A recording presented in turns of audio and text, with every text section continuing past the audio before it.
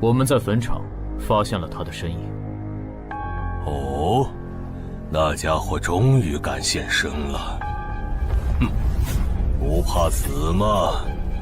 库罗德，那就不惜一切代价将他抓过来。遵命。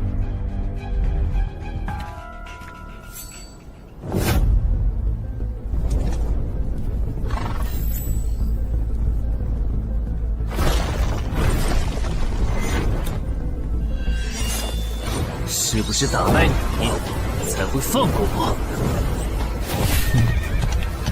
那看来是没谈拢了。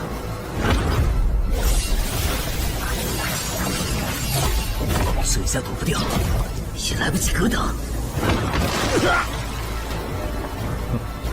这就是你的实力。还没分胜负呢。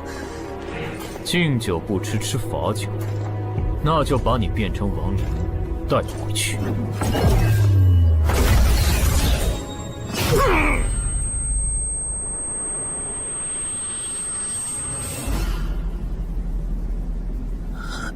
认输吧。做梦。王不灵。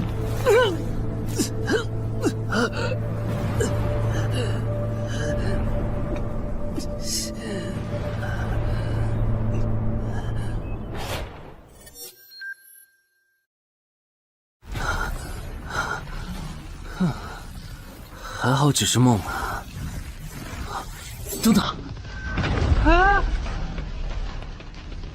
不是，这地下室入口，竟然真的上到我家里来了！2030年，世界各地相继出现地下城入口。在经历了一系列探索、争夺、开发和地下城失控所引发的骚乱后，各国政府确认了5件事：一、入口无法被破坏，但攻略地下城可以使其关闭。2. 如果未能在规定期限内攻陷地下城，那么该地下城入口将翻转，地下城内的怪物将走入这边的世界。3. 步入地下城并存活的人类将成为冒险者，自此踏上超凡之路。4. 地下城内的怪物等级越高，攻略该地下城的收益越高。5. 最高等级的地下城 BOSS 连核弹亦无法完全消灭。过去10年，地下城入口逐渐被公众所接受，有关地下城和冒险者的情报也被允许逐步公开给公众。冒险者周刊报道显示，冒险者人员十分稀缺，但却人均千万富豪。这一消息令冒险者这一职业变得非常受欢迎。对普通人来说，冒险者就是一步登天的门票。所以你过去3年的冒险家生涯，为你赚取了超5亿的财富。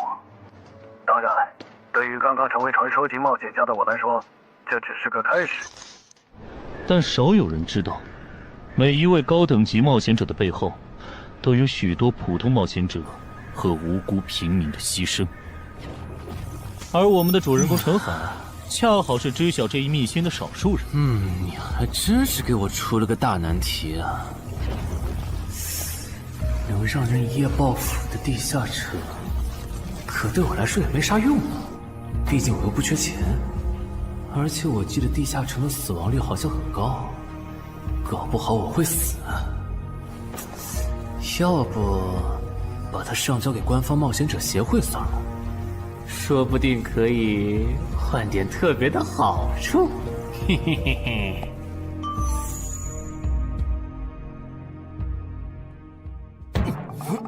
谋杀岛慢。但放这也不是事啊，时间一到，入口翻转，怪物全跑出来，大家都得遭殃。这样，我先瞅瞅这地下城啥类型，要是死亡率高，我就搬到别的城市，走之前报警让警察来管；要是死亡率低，我就自己搞定。真搞不定的话，再搬家，然后报警。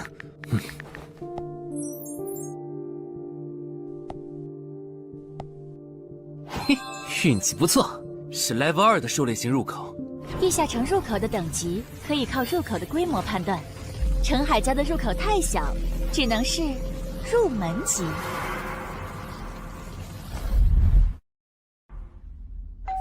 你好，有您的快递。来了，是你的快递，在这签字。好的。说起来，小哥，你该不会是发现了野生的地下城入口吧？不然，为什么要网购锁子甲？完了，不会暴露了吧？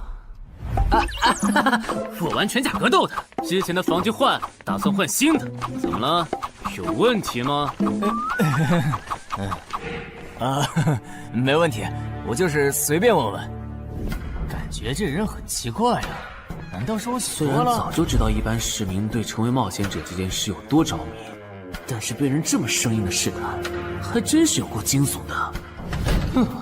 还好我伪装的不错，不过这个箱子会不会有窃听器啊？还好没发现窃听器。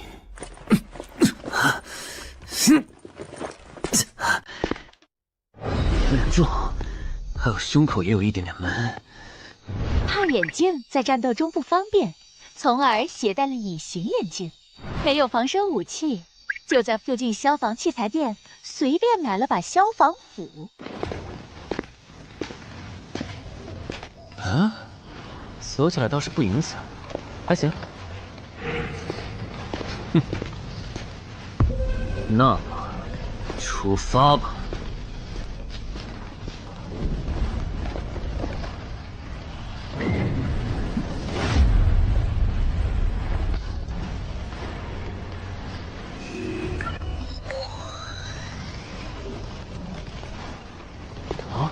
不是地穴地形吗？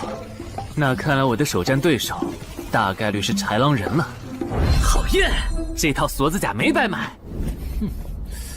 说起来，根据官方提供的情报，新人进入地下城后会激活冒险者面板，脱离条件也会出来。我的呢？来了。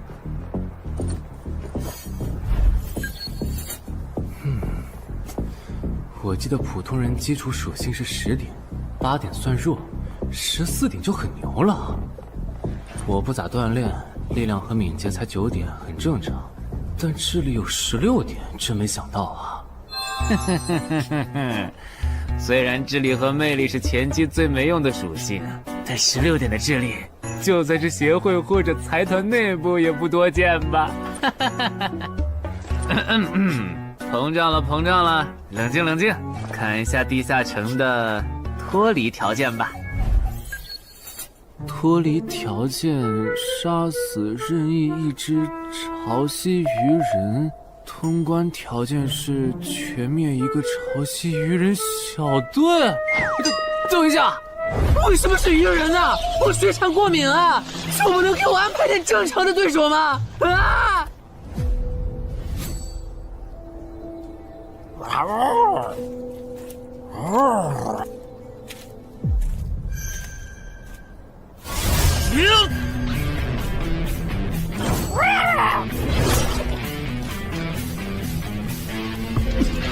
不是吧？这都被躲过去了。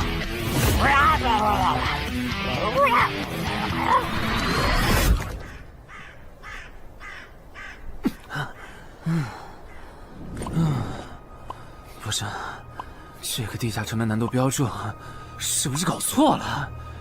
一个落单鱼人就能把我打得差点翻车，如果遇到满编的鱼人小队，我岂不是要就地归西？啊，等级增加了。Level 2菜鸟，我的称号我与潮汐鱼人55开，这玩意儿侮辱人是不是？算了，今天就到这里。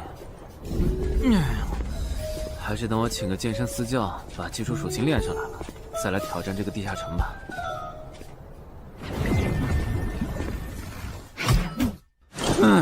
累死我了，半年的运动量都干出来了。又咋了？哦，任务结算呢？我记得地下城的任务结算好像也能爆出奇物的。嘿嘿嘿，我的要求也不是很高，给我瓶加属性的秘药就行。菜怎么了？谁还不是从菜鸟过来的？气死我了！罢了罢了，有总比没有好。让我看看这个保温杯有啥功能。该物品每天可以凝聚500毫升纯净水，可升级。这垃圾东西谁要啊？气死我了！你好，我预约了安教练。哈，您就是陈海先生吧？安教练已经在 VIP 室等您了，请跟我来。好的。没想到东山这样的小地方，竟然也有专门为新人冒险者和冒险者候补提供塑身服务的健身教练。冒险者的6大基础属性中，力量、敏捷和体力是可以通过锻炼得到显著增长的。这一年的健身费也太贵了，都和我一本新书的版税差不多了。不过只要能让我的身体素质在短时间内得到显著提升，陈海先生，这点钱就花得值。陈海先生，您之前有过健身经历吗？没有。那为什么要花这么多钱请安教练？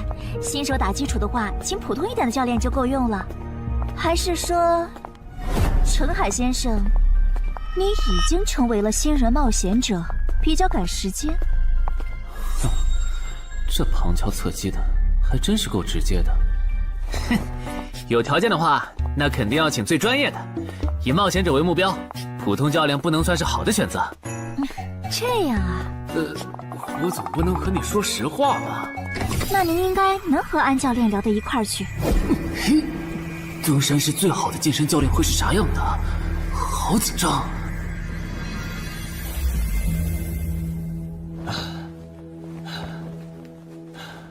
啊！和我预想的完全不一样，我还以为会是个肌肉兄弟，结果到头来，这不是个小白脸吗？课程这么贵，竟然也能预约得出去？开玩笑的吧？就是你想成为冒险者，跟我来吧。3、4。我撑不住了，教练。5，真的撑不住了。好，你到这里吧。30公斤举了5次，换算一下，你目前的单次最大重量应该在35公斤。作为健身小白，结合你目前的体重，你这个卧推成绩算是偏弱的。什么情况？虽然我知道我的身体能力低于平均线，但是这也太弱了吧？正常的老哥们不都是人均50公斤起步的吗？陈海先生的基础有点差呢，35公斤的极限数值换算到冒险者面板上的力量属性，应该只有9吧？普通人的力量、体能和敏捷数值是相对平均的，不会偏差太多。他现在这个状况，要在1个月的时间里变成冒险者，几乎不可能。那一般要多久？这个看你，如果天天练的话，差不多1个季度就能达到3个11了。这个11是你成为冒险者后面板上给出的约束，换算下来的话，就是比普通人略强。明白了。所以，办卡吗？那就先办一个季卡吧。我去哪儿交钱？转给我就可以了。好耶，以后撸铁不孤单了。认识一下，我叫徐茂，是健身馆的签约冒险者，以后多多关照。我叫陈海，畅销书作家，您也多关照。说起来，一般只有家境很好或者跟协会签了长期合约的冒险者，才会找安教练这样的专业教练。因为我不缺钱呀，我写畅销书赚的钱，在东山又花不完。既然以冒险者为目标，那肯定就要找最好的教练，打最牢固的基础。原来如此，我还以为你发现了野生的地下城入口，并且已经成为冒险者了呢。作为前辈，我得教你一些冒险者之间才流通的基础常识，免得你以后被人坑了。冒险者首次下地下城时，表现好能得个称号，带不带都行。要是带了会有加成，但也会被其他冒险者盯上。有些专找低等级地下城入口的猎人，就爱顶着称号，在可疑的人边上晃悠。要是被怀疑的人被称号吸引，表现不自然，那猎人就知道这人是冒险者了。接着只要跟着他，就能找到野生地下城入口。啊，这样吗？真是学到了。没啥反应，看来他真不是冒险者，就是个有点钱想当冒险者的弱鸡作家，那就没价值了。幸亏我先和超级任务开这个称号太丢人了，没装上，不然今天肯定暴露了。安哥那边应该已经快拟完你的健身合同了，咱们过去吧。好的。国内有名的畅销书作者，还是专门写冒险者题材的。怪不得他有财力和动机买我的课，是想把身体数据打磨上去以后进军冒险者行业吧。而且他对课程的学期也没有明确要求，不像是发现了野生的地下城入口需要快速通关的样子。确实，程海是冒险者，或者他发现了野生的地下城入口的概率确实很低。这样，如果徐茂带着他回来的时候，他的注意力没有放在我的头顶，那就走正常流程吧。如果他有异常，那就别怪我了。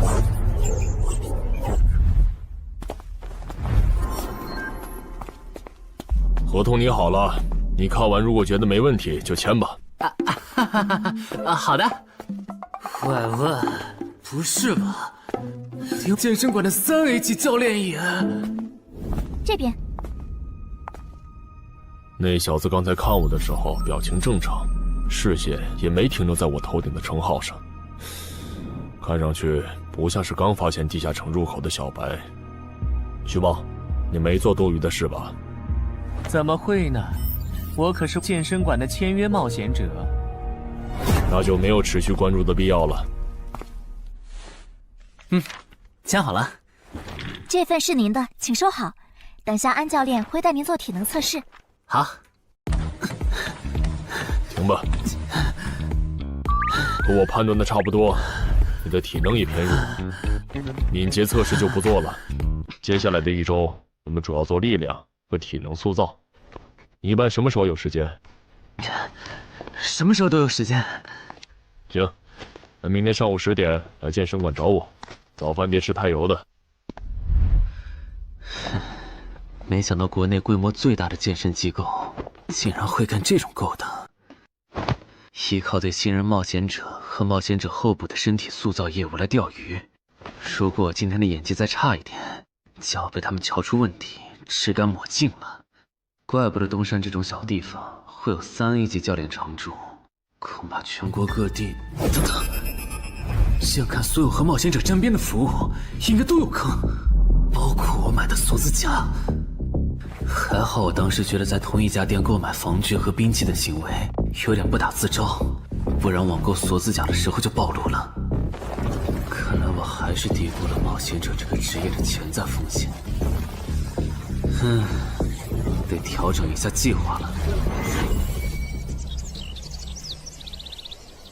原本想着等锻炼的差不多了以后再来挑战这个地下城，但没想到现实世界如此残酷，针对低等级冒险者的坑到处都是。虽然今天运气好避开了一个坑，但我总不会每天都有这么好的运气吧？只能冒险来地下城提升冒险者等级了。这次的脱离条件是鱼人眼珠吗？对了，不知道昨天那只的眼珠可不可以？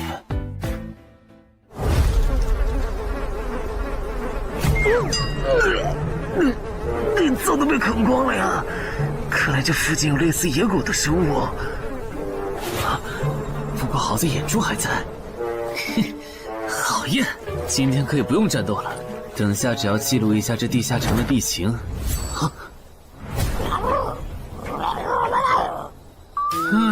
鱼人呢？我还以为是什么呢，吓我一跳。只是一只落单鱼人的话，我根本……一只还好，2只我肯定打不过呀！快润！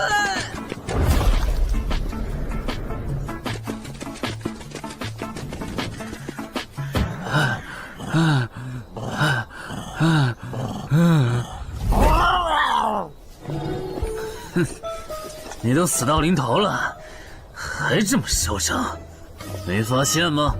你和你的同伴跑散了。哼哼，现在换我来进攻了。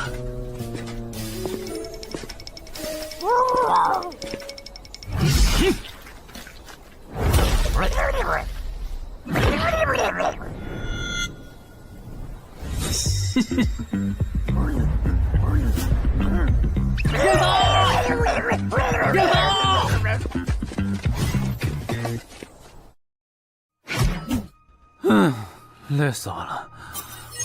不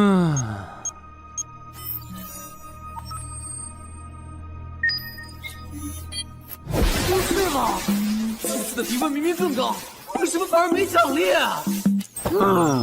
入门级地下城的暴率原来这么低吗？不过如果其他冒险者也是这个情况，那么他们是怎么赚到钱的？还是说有什么常识是别人知道，但我不知道的？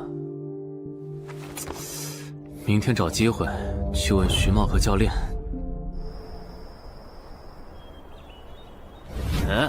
徐茂和安教练还没有来吗？徐茂去隔壁室了，大概要过几天才会回来。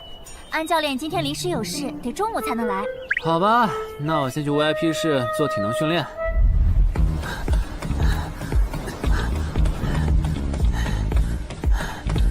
我外出的这几天，他都是这个训练强度。对，那可真够拼的。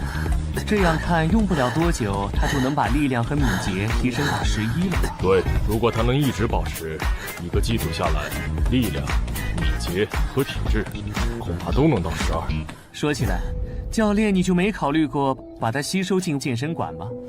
这种有钱又有行动力的好苗子，只要不出意外，以后绝对能成为中间冒险者。你回来之前我就问过了，但被他拒绝了。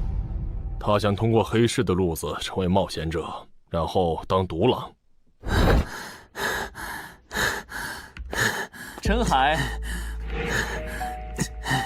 你这也太拼了，练这么猛很容易受伤的。还是说你打算今年就成为冒险者？能尽早成为冒险者，肯定要尽早。拖久了，以我的财力恐怕就上不了车了。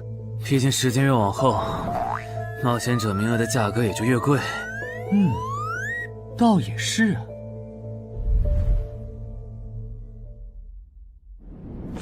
算上前天安教练的招揽，我大概可以肯定，徐茂和安教练已经排除了我拥有入门级地下城入口的可能了。接下来可以找一个合适的时机。发什么呆呢？在想事情？没，可能是太累了，有点走神。你这样肯定不行，频繁的超负荷运动只会累积伤病风险，真受伤了反而会拖慢你的塑身进度。我也意识到了，后面应该会减少训练量。对了，截止到现在，你的前期投入都赚回来了吗？还早着呢，照现在这进度，起码得等我到11级才有可能回本。为什么是11级以后？因为1到5级的冒险者挺好混的，有老手带着，完成任务就能撤退，死亡率极低。没想法的就可以这么混等级，而6到10级后，任务变难了，怪物的情报就值钱了。上阶段的混子在这阶段就去收集情报，死亡率虽然变高了，但还能接着混。只有到了11级，地下城的难度提升到混都没法混的时候，才是我这种冒险者开始盈利的时候。这个阶段的冒险者对实力的提升最为迫切。装备、奇物、技能书，一切能提高生存率的东西都能卖出很高的价格。不是，我不明白，11级后的地下城那么危险，为啥6到10级的冒险者不提前准备？不提升有很多原因，一是官方不管民间冒险者攻略地下城的事，好多冒险者到11级就想退回去过正常日子了；二是地下城的东西只能让一小部分冒险者在精英地下城混下去。11到15级赚得多，但风险也大，而6到10级有人光靠收集情报和做后勤就能回本了，所以他们也就没必要冒着生命风险去11到15级这个阶段打拼了。原来如此，所以冒险者在6级，不，在更早前就已经完成分流了。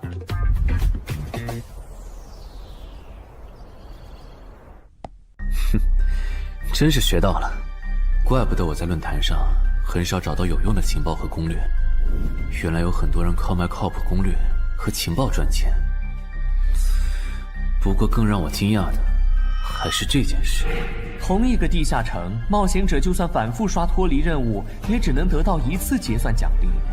这样看，这个地下城入口能为我带来的价值，就只有通关奖励，以及将误入其中的普通人转化为冒险者这2点了。考虑到我本身并不缺钱，我还是尽量单刷这个地下城，然后再考虑要不要继续当冒险者吧。先用徐猫教我的方法，前期以收集情报为主，有10足把握了，再考虑通关的事。脱离条件找到湖？啊，这次的脱离任务竟然不需要战斗？还好买了一架无人机做辅助，不然纯靠人力搜索找湖肯定是个大工程。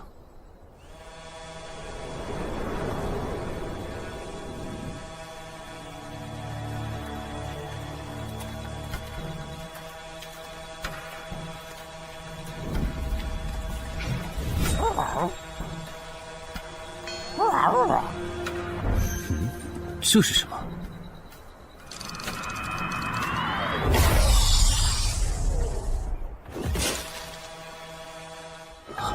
刚才那个应该是鱼人吧？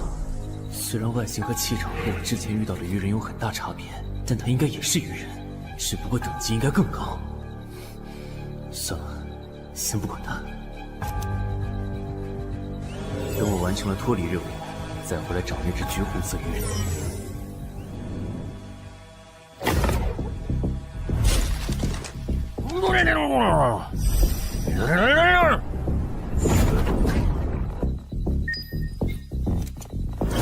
找到了！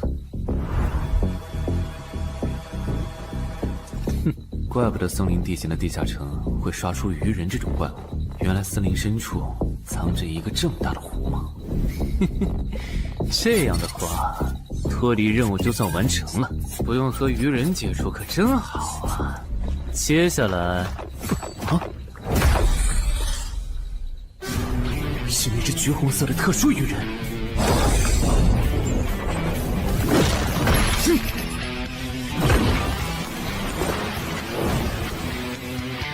幸亏我刚刚反应快，不然可就重伤了。不过我新买的无人机的遥控器，我的心在滴血啊！不对，现在不是想这些的时候。这只鱼人的速度太快了，我必须慎重对待。啊！1只、2只、3只、4……哼！好险！这情况，这个人怎么还没死啊？如果不是穿了锁子甲，我这条胳膊估计就废了。这家伙真的是新手级冒险者会遇到的对手吗？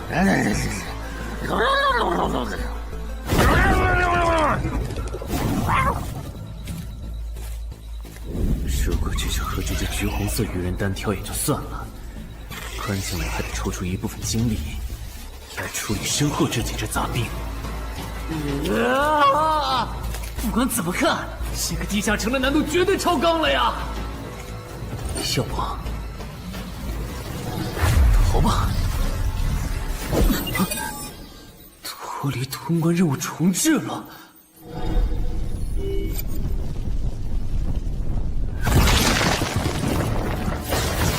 我说全岁，你这样很像是在虐尸出气，有吗？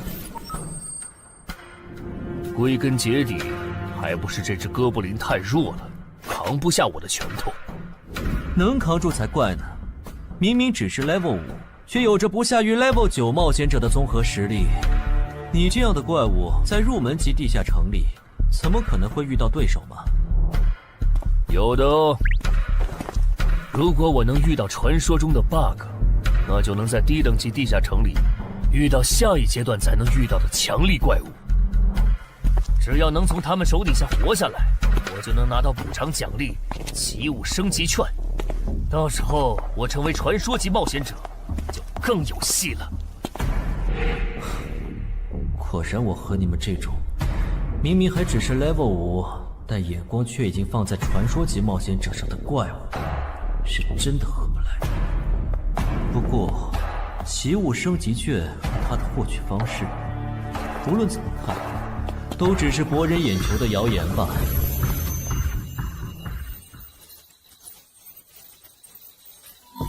在高战力异常鱼人个体的追杀下活过3分钟，任务完成后将得到额外补偿，奇物升级券。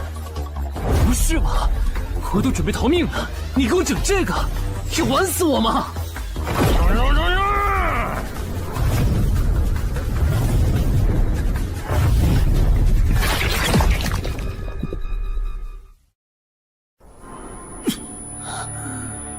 我这算是遇上绝路了吧？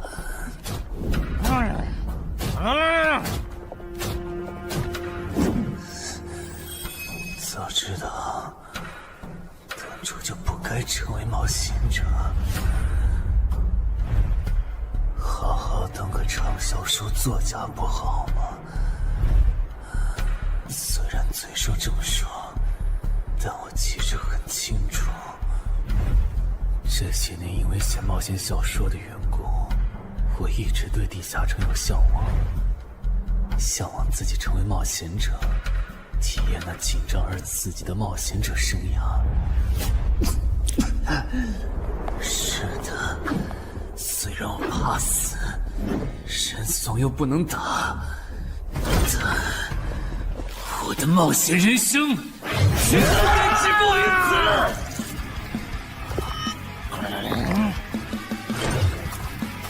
想想，我现在还有什么牌？我现在还能打出什么牌？使用称号，我与潮汐鱼人5开。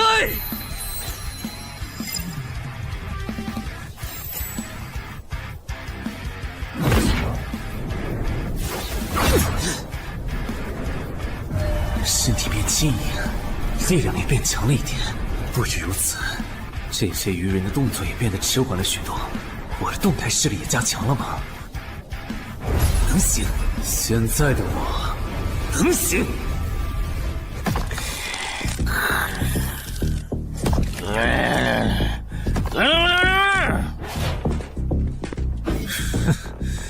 没想到高级鱼人说的话，我竟然能听懂。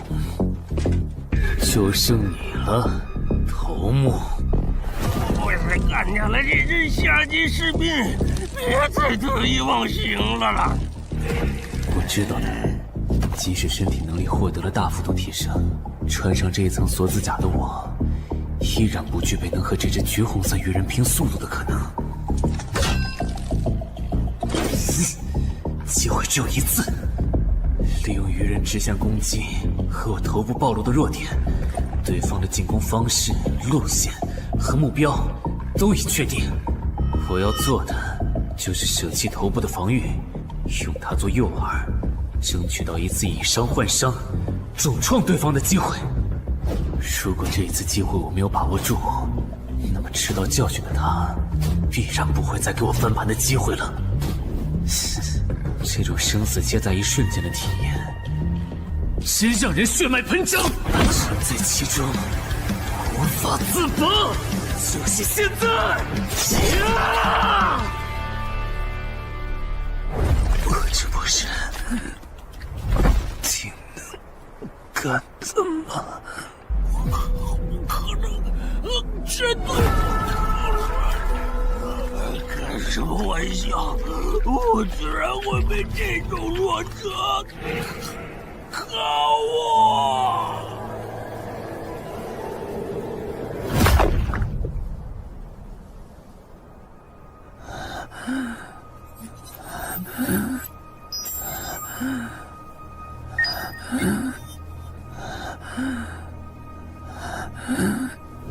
这下总不能还判定我是菜鸟了吧？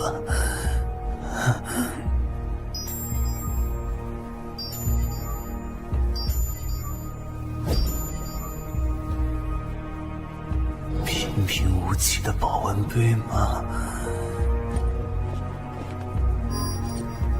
对，平平无奇保温杯。使用起物升级券。啊！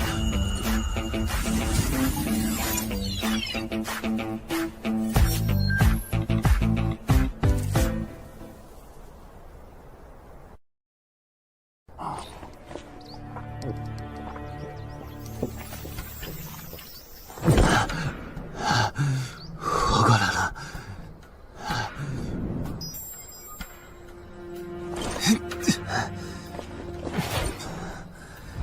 已经愈合了。冒险者面板，冒险者等级竟然提升了，不过还是菜鸟。哦，感知也提升了一点，还获得了一个新称号——至死地而后生。哼，倒是个意外之喜。再看一下通关任务重置后变成什么了。挑战等级上升了，脱离任务刚刚也完成了。不过这通关任务捣毁潮汐鱼人的孵化池吗？算了，这个通关任务明显不是现在的我能处理的。溜了溜了。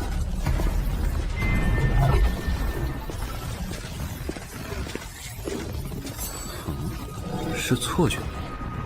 怎么感觉这个地下城入口变大了？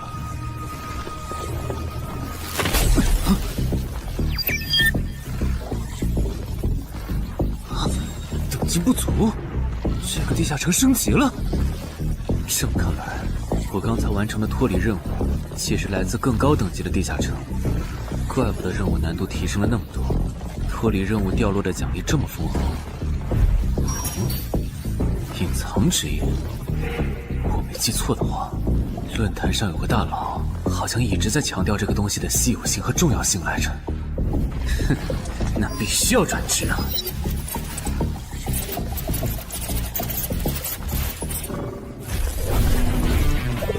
啊，什么情况？感知竟然提升了，死亡行者也算是新职业了。越接近死亡的话，属性点提升就越大，可以1至4点。啊，刚刚啥玩意儿？我家？这就是感知16以后的世界吗？即使闭上双眼，我的大脑依旧能够准确勾勒出客厅每一角。真不敢想象，20点感知的人类眼中的世界又会是什么样子。说起来，我与潮汐鱼人555开这个称号的效果，刚刚在地下城已经体验过了。这个至死地而后生的称号，效果又会是什么呢？被逼入绝境以后，就能得到力量、敏捷、感知，每个加4点的加成。这个称号的触发条件和死亡行者的触发条件差不多哎。等等，也就是说，死亡行者搭配至死地而后生，极端条件下可以给我带来8力量、8敏捷、9感知的提升。哈哈哈哈哈！这也太超模了吧！胆子再大一点，以后遇到打不过的敌人，我完全可以靠自残触发效果让属性提升。等干掉敌人以后，再用稀奇古怪的回血药水把状态拉回来。而且回血药水的用处也不止于此，有了它，我再也不用担心健身过度肌肉拉伤了。反正每天都能回一次血，完全可以想怎么练就怎么练。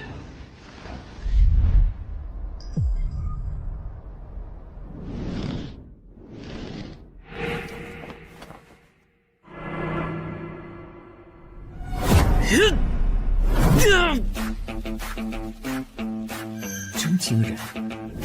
谁能想到，不久前还只是个健身小白的他，只用了不到2个月，就达到了正常人要用1年才能取得的成果。就他那训练量，换别人来早就去 ICU 报道了。但他一通瞎练下来，还能活蹦乱跳，这这说明他体质很牛啊，至少有16，甚至都有可能17或者18了。安教练，你这次是看走了眼呐。陈海还在练呢。啊，恭喜啊！你现在的力量、敏捷应该已经到达12点了。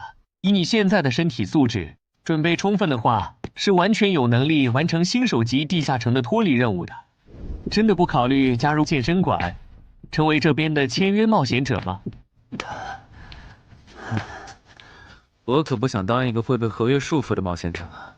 那真是太可惜了，我还以为能和你成为同事，以后一起攻略地下城呢。不是同事，也能一起攻略地下城啊。对了，我打算从散人手里购买冒险者名额，这方面你有什么忠告吗？忠告吗？不是同事，也能一起攻略地下城啊。对了，我打算从散人手里购买冒险者名额，这方面你有什么忠告吗？忠告嘛，那我推荐你去找散人联合。散人联合？我没记错的话，他们好像是国内最大的散人集团吧？对，如果你想走黑市的路子购买冒险者名额，那么我只推荐你选择由散人联合提供担保，或者他们自营的低等级地下城入口。为什么？我感觉找独狼冒险者明显更好啊，省钱又省力。因为涉及到冒险者名额买卖，无论买方还是卖方，其实都存在巨大的交易风险。卖家怕遇到伪装成萌新的入口猎人，买家怕交了钱对方不办事。但有散人联合的介入就不一样了，虽然他们的佣金很高，但是作为冒险者资格地下城相关产出生意的龙头，他们为买卖双方提供的契约书还是很值得信赖的。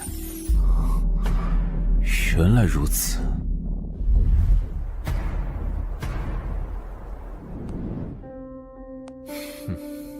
查了一下，整个漳州只有云霄市的这个老廖稍微靠谱点，找了散人联合做担保。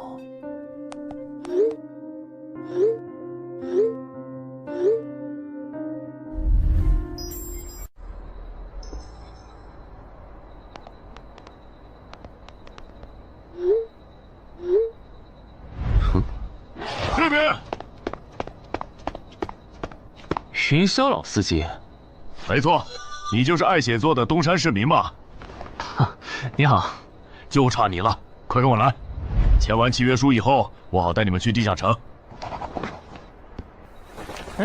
好了，契约的内容分3项：一，交易完成前尾款将由我方承担；二，双方都不能做出违反安全协议的行为；三，不能向任何人暴露此地下城入口的具体位置。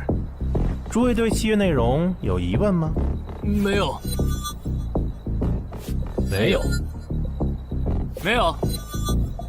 那么，契约成立。手臂在发光哎！哟，好神奇啊！好了，我的工作完成了，希望以后还有机会为诸位服务。等下大家再跟我走一段路，我带你们去地下城入口。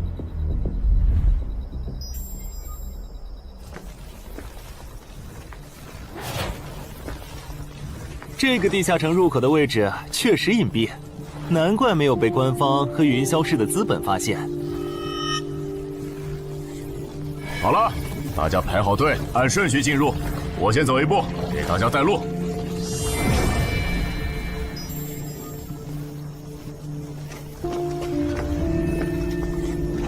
这批新人怎么样？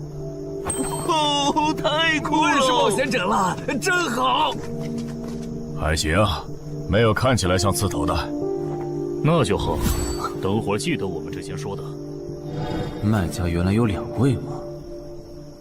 好了，大伙儿看向我这里，学着我的样子对空气喊：“冒险者面板！”冒险者面板！大家可以在冒险者面板的个人信息栏查看到自己的基础属性，往下滑动，可以在任务栏查询任务。不是吧？我的基础属性原来这么低的吗？冒险者面板上的内容只有冒险者本人才能看到，所以不用担心个人信息暴露的问题哈。麻烦大家把你们的脱离任务报一下，我这边做一个整理。任务？妖，这个物种论坛的入门级地下城怪物图鉴里好像没有，这个地下城有问题。这个地下城该不会和我家里的那个一样，存在某种致命的设定吧？基于幸存者偏差，如果一个入门级地下城的怪物没有被收录进论坛的新手常见怪物图鉴，那只有2种可能：要么它确实很罕见，要么就是遇到它的冒险者基本都死在地下城里了。警告！警告！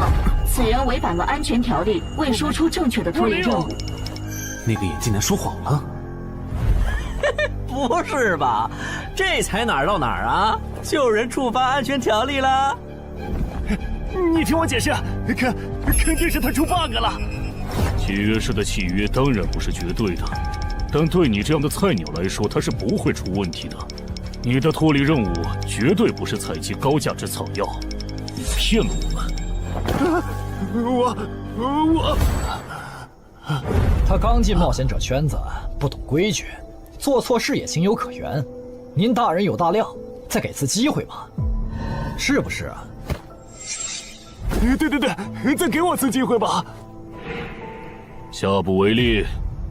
大家再说一遍自己的脱离任务哈，这次别搞错了。我的任务是找到湖中女妖。我是聆听女妖之声。我的是凝视女妖10秒。我的也是找到女妖。接下来我会带大家去女妖出没的林中湖泊，大家跟紧一点，别掉队哈。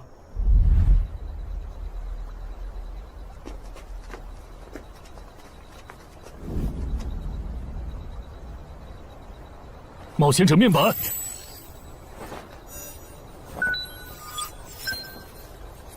哎，他在干嘛？呼唤湖中女妖。他怎么知道这样做可以召唤湖中女妖的？这就涉及到商业机密了。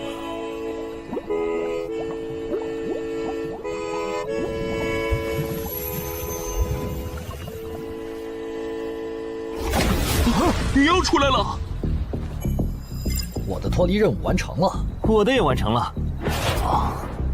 8、9、10。大家把耳塞戴一下，女妖马上就要唱歌了。不戴的话会怎么样？女妖的歌声会破坏你的大脑。刚成为冒险者的 Level 1萌新，一整首听下来，大概会当场暴毙吧。什么？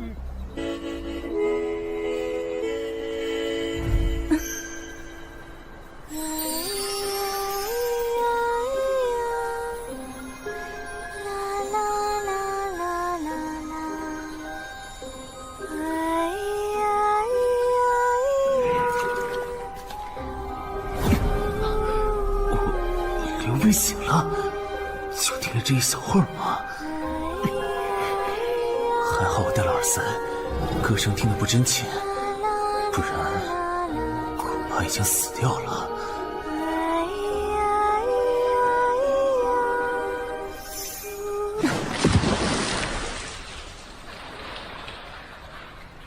大家的脱离任务都完成了吗？都做完了，那咱们就原路折返回去了哈。搞笑，让我们原路返回？来之前我已经查过了，地下城里的植物和矿产都是很值钱的。你这么急着赶我们走，不会是想要独吞这个地下城的产出吧？我们可是付了钱的，为什么不能在这个地下城采集高价值草药和矿产来回血？等一下，咱们的契约书里可没有这条。但也没有不准我们完成脱离任务后采集高价值草药和矿产的条例吧？原来冒险者还可以在地下城内采集草药和矿产的吗？你不知道吗？其实大部分冒险者并不具备通关能力的，他们主要的盈利方式就是搬运地下城内的物资和收集怪物情报。你是觉得脱离任务已经完成了，我们又碍于契约不能对你出手，所以可以发难了是吗？不然呢？真是笨蛋。但有一点你没考虑到，那就是我并没有和你们签订契约啊。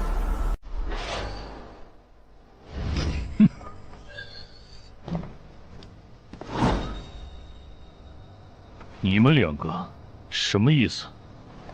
没什么，单纯看不惯而已。我觉得这位朋友的理由其实挺合理的，只是一些药草和矿产，没必要那么计较吧。但是基于契约文书第1条的话，如果有人死亡，我们就拿不到尾款。你可以保护我们啊，作为回报，我们可以将采集到的一部分物资分给你。不好意思，我们并不想冒这个风险。真的只是因为不想冒这个风险吗？难道不是因为这个地下城藏着别的秘密，你们怕我们发现它吗？我明白了，你不是新人冒险者，你是奔着通关任务来的。老六，你应该能感受到吧？咱们之间谁更强？可恶！地下城让给他们，我们走。啥？你等等我呀！他们为什么就这样走了？这不很明显吗？这2位帮我们说话的朋友，其实是比那2个人更强的冒险者呀。过奖，其实强的不是我，是我的这位朋友。等等，不太对。3人联合的契约师不会蠢到让假装萌新的冒险者轻松找到契约书漏洞，这不符合逻辑。大家可以自行选择，接下来是单独行动，还是跟我们一起行动？单独行动的话，你们的收益可以独享；如果跟随我们一起行动的话，通关奖励我们要1半。1半？这么多？这就多？你没仔细听吗？是通关奖励的1半。这2位资深冒险者的目标是通关。新人冒险者的通关率一般只有10%，甚至更少。就算分出去1半，我们也领先了90%的新人冒险者。大叔，你别得了便宜还叫委屈啊！所以这其实是好事。对新人来说，第1次通关时间是重要分水岭。新人冒险者越早拿到通关奖励，未来的冒险者之路就会越顺畅。那就是说，就算我只拿到1半的通关奖励，也会比绝大多数同等级的冒险者要强吗？如果你没有浪费这些开局资源的话，确实是你要强一点儿。请让我也加入你们，也包括我。我也要。那帮没良心的，签契约书前都说好了，只涉及脱离任务，其他不包的。任务一完成，他们就变脸了。差不多得了，都走了这么远，他们不可能再跟着了。你不用演了。哦。嘿嘿，不过你这次演技提高了不少嘛。刚才我一度以为你打不过那个顶着战斗专家称号的冒险者来着。我确实打不过他。啊？不过他也很忌惮我就是了，要不然不会用劝退的方式赶我走。原来如此。那你觉得他们能通关吗？可能性太低。个人判断，这批冒险者里，最多只有1到2个幸运儿能活着走出这个地下城。什么嘛，这不就和之前的几次一样了吗？真没意思。哇，酷哎！既然大家已经决定联手通关，那我也不藏着掖着了。我能够为认同我、信赖我的队友带来一点基础属性的随机增幅。他说的是真的，我的力量加了1点，我加的是感知，我的也增加了。体力涨了1点。原来团队领袖这个称号是用来提升自己的队友啊，还怪好用的。我这边还有一个问题，我们现在只知道口琴声能召唤女妖，并不知道其他的召唤方法。女妖要是一直躲在湖里，大家的通关任务就没法完成。这不是问题，我的称号可以让我强制激怒指定目标，被激怒者将减少2点智力，变得冲动易怒。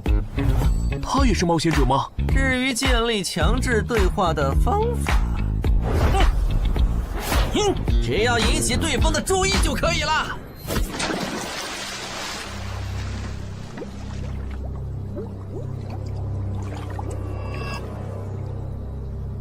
蠢货，你过来呀！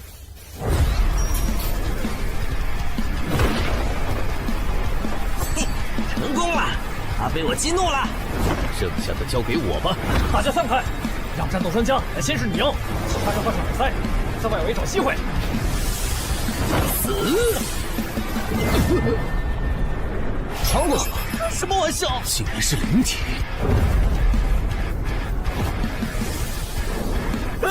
等一下！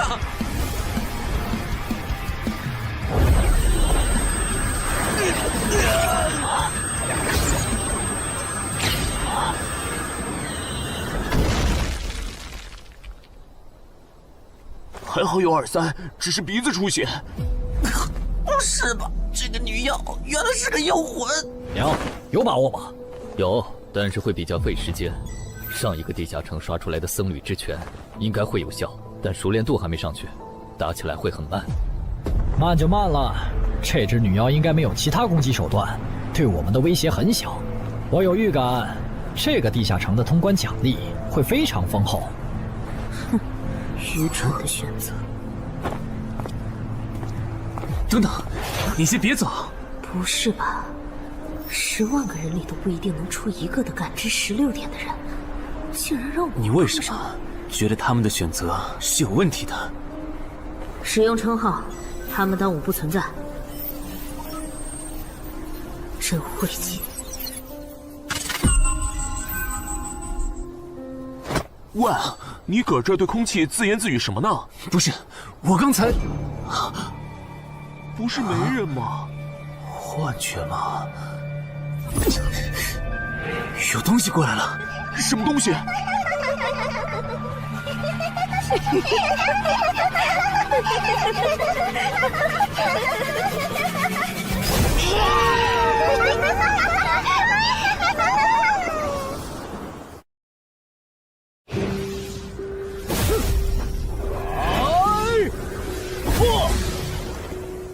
有效果了！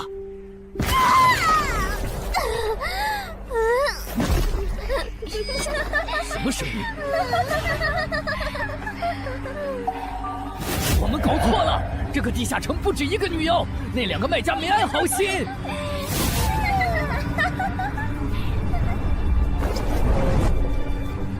不是吧？这也太多了！不行，这个数量耳塞已经没用了。还傻站着干什么？跑啊！为什么总是让我遇到这种事？天和子爷那时候是，现在还是。看在你老婆和女儿的份上，我觉得应该放过你。谁叫我最喜欢看别人抱憾终身，活在憎恨和痛苦中的样子呢？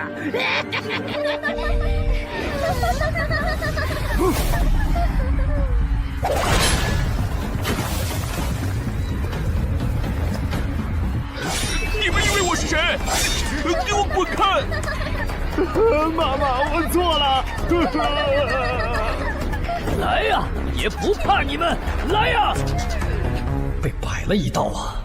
怪不得那2个入口持有者的契约没限制3级以上冒险者进来，原来是想引4到5级的冒险者来通关。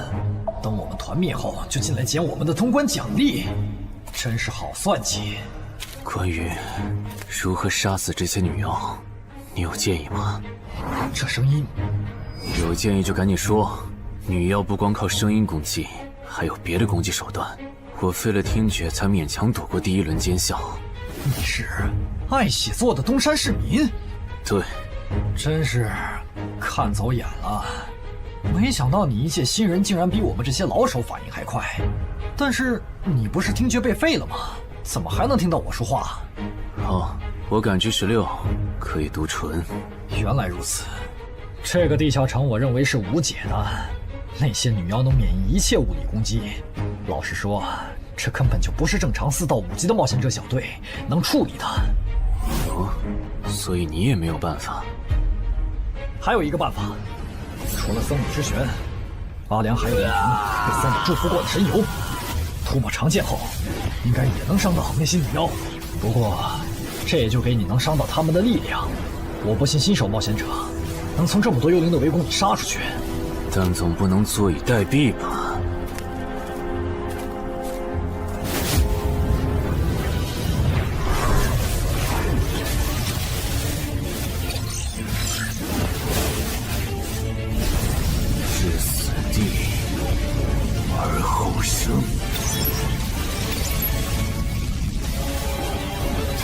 能听到吗？我问过你的同伴了，他跟我说，要通关必须从你那里拿到被僧侣祝福过的神油。通关吗？能帮我拿一下吗？不好意思，我眼睛瞎了，恐怕没办法操纵冒险者面板，取出你要的东西。这样吗？不过，我还有一个办法可以让你得到它。什么办法？你干什么？就是以死后掉落的形式让你获取。其实我也不是非要那碗油杀人夺宝不可。20点的敏捷足够我甩开女妖逃出地下城了。我就是想试试能不能通关。虽然无论怎样，你都不可能活下来。喂，真的很吵啊！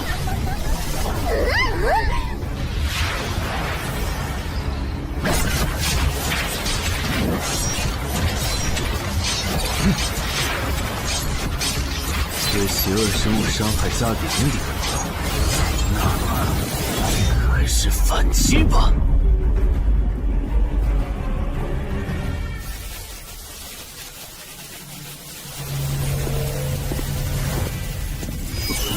好像有人从里面走出来了。哪有人啊？你看错了吧？不是，我真感觉到了。果然，他们那不能攻略的地下城设陷阱，引同等级冒险者来做通关任务，把人坑死在里面，接着捡掉落的东西，或者等冒险者重伤出来就杀人夺宝。雇主的儿子应该就是这么被害死的。石斧秃鹫是指利用高难度地下城坑杀同等级冒险者，然后拾取对方掉落的堕落冒险者。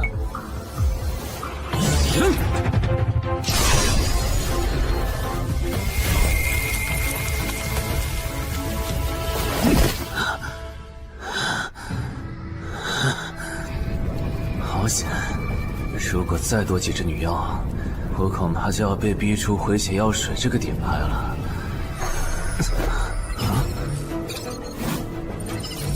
您的绝妙操作取悦了路过的死亡主宰，得到其恩赐，亡灵亦不能杀死我。该恩赐可以使您互免1次来自亡灵生物的死亡判定，免疫1次来自亡灵生物的死亡判定。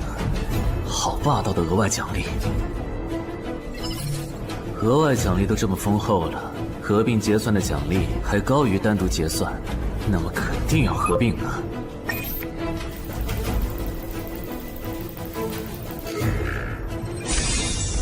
哼，果然，除了稀有级奇物和新称号以外，还给我报了2个专属技能。这个地下城的奖励太丰厚了，难怪它的难度如此超标。爱写作的东山市民，你还活着吗？怎么没声音了？哼，差点把他给忘了。你现在感觉如何？能站起来吗？有点难，那只能扶着你了。其他人是不是都死了？胖子、四眼、大叔，还有你的2位同伴，都死了。你应该不是第一次进入地下城吧？哼，我还以为你不会主动说破呢。如果我说我能保守秘密，并将我得到的奖励作为酬劳全部送给你，你能不能不灭我的口？但你死了，同样可以保守秘密。那你就得不到我的通关结算了。而且，云霄老司机和他的同伴肯定在地下城入口附近蹲幸存者。我可以帮你吸引他们的注意力，相信我，让我活着走出地下城，对你来说是最有利的选择。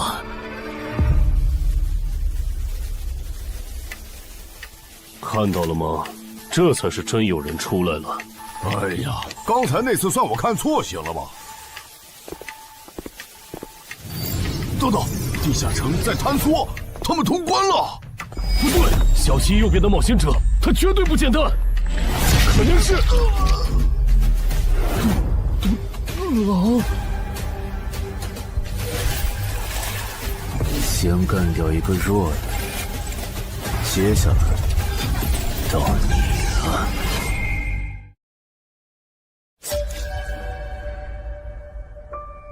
东山市民，你好大的胆子！不是吧，不是吧？不会真有人觉得自己坑完人不会被报复吧？呵呵，这么霸道的吗？闭嘴！哎呀，我好怕呀！你这家伙，找死！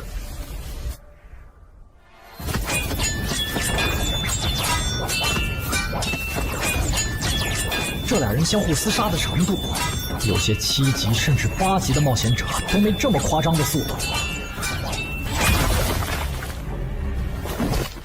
不可能！带上这个称号以后，我的速度竟然还是没你快，真是离谱他妈给离谱开门，离谱到家了！你的敏捷难不成有17，甚至18？可，你猜？冒险者面板，哼，不比速度了。不比了。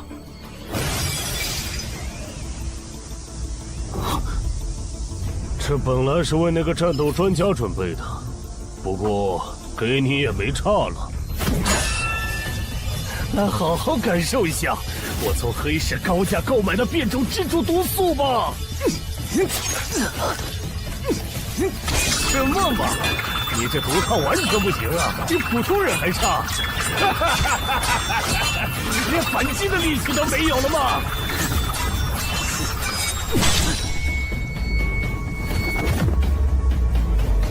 太慢了，太慢了！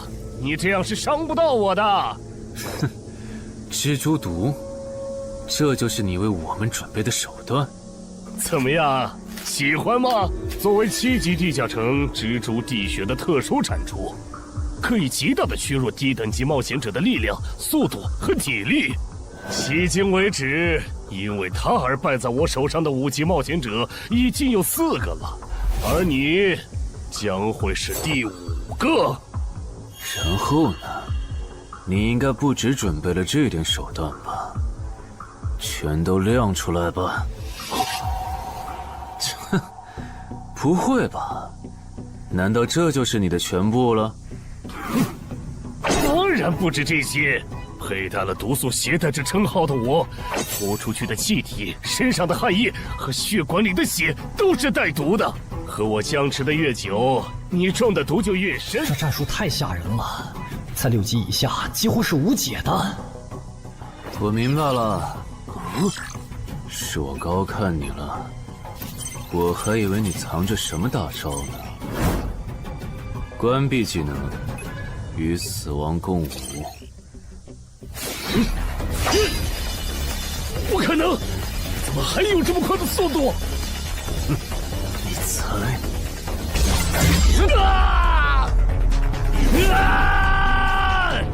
也太得意了！太慢了，太慢了！你这样可是伤不到我的。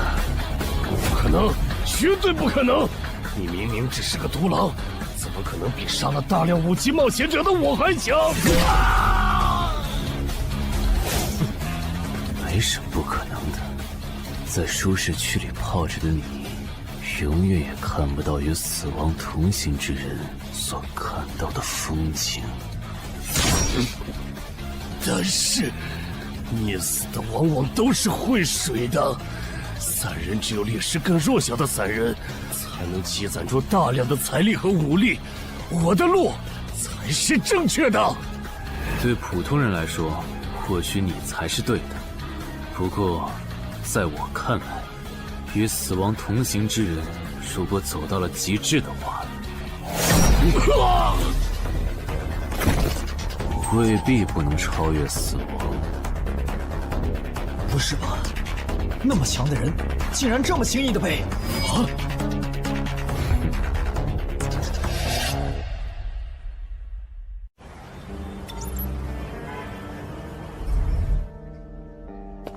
你这运气也太差了吧！啊，徐茂，你怎么来了？来看你啊！第一次进地下城就遇到了能免疫物理攻击的怪物，好不容易通了关，还被师傅秃鹫堵门。不过也多亏了这次经历，让我得到了置死地而后生这个称号。也是，还算幸运。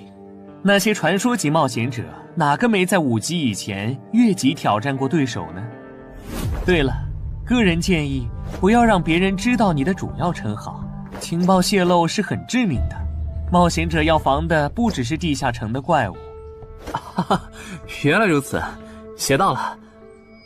虽然女妖之森的入口持有者，官方说是被另一个幸存者杀了，但我查过，那人主要称号侧重团体战斗，单人作战能力没强到能杀掉2个石斧秃鹫，所以怎么了？我脸上有什么东西吗？没什么，我只是突然想起来，高教练月底就要回东山了。你这边养好伤以后，记得回健身馆报道。关于你的塑身计划，要进入第2阶段了。好的。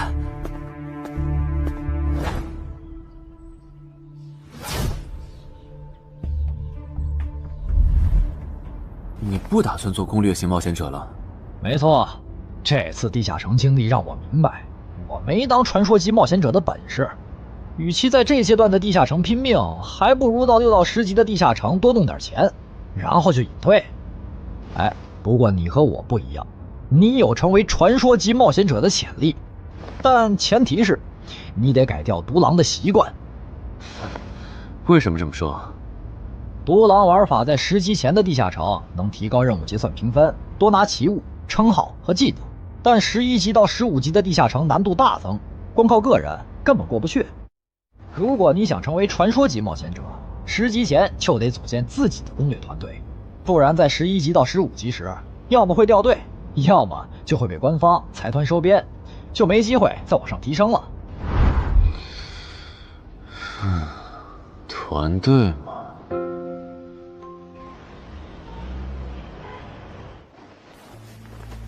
害死我儿子的秃鹫们已经死了，杀死他们的人就在这2名幸存者之间。你认为谁才是帮我儿子报仇的恩人？他。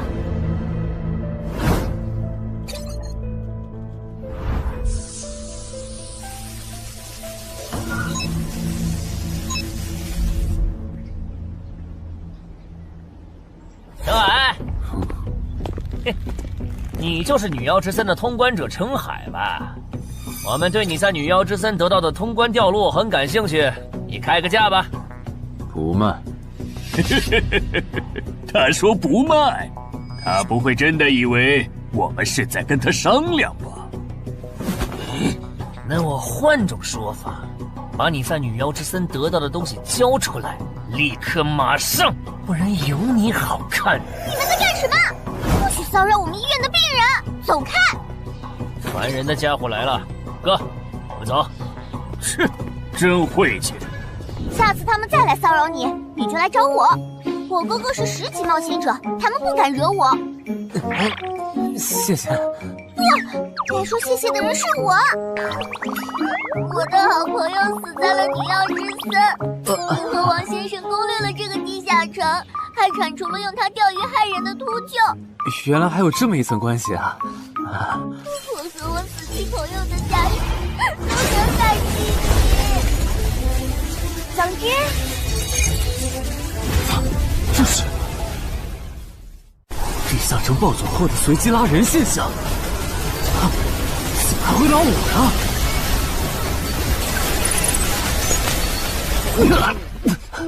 突！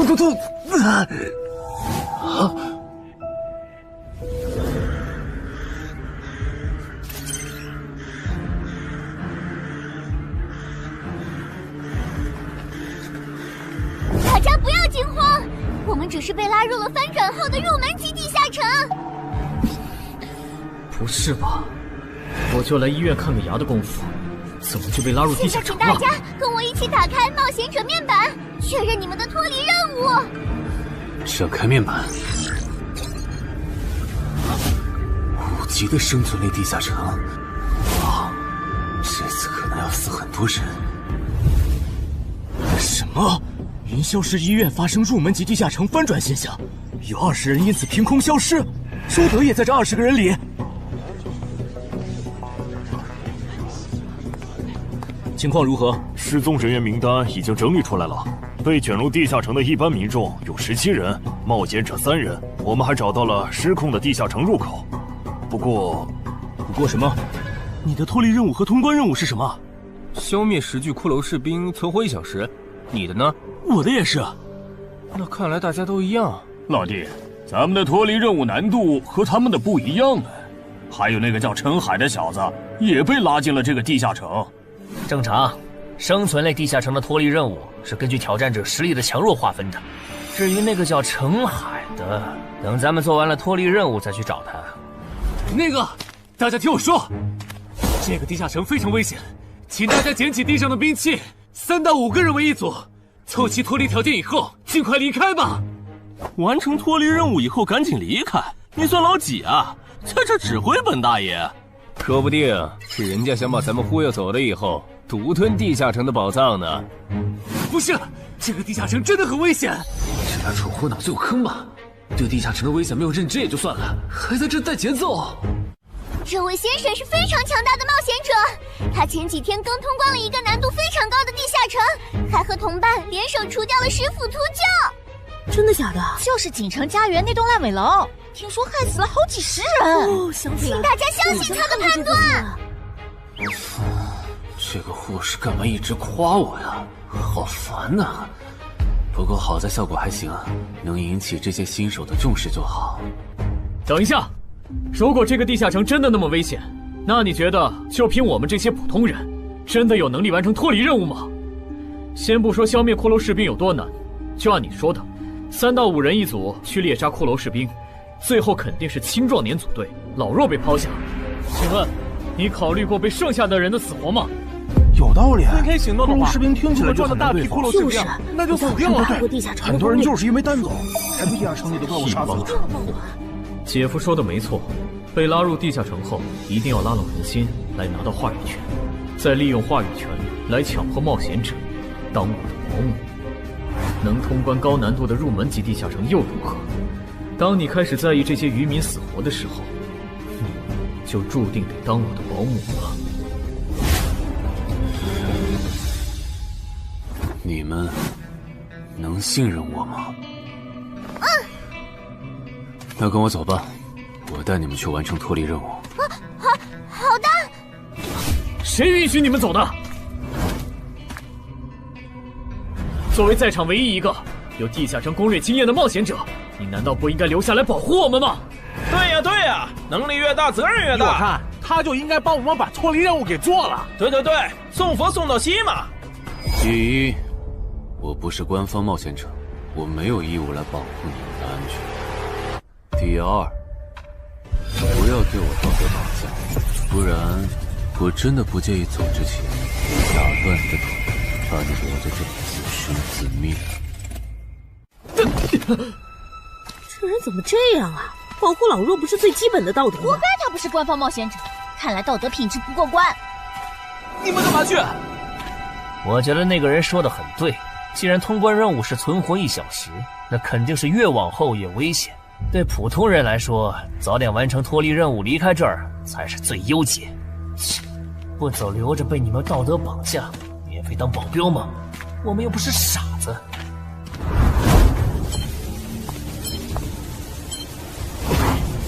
是他。这个地下城有什么问题吗，尚科长？这个地下城最大的问题在于，接下来的1个小时，能有几个人活着走出来？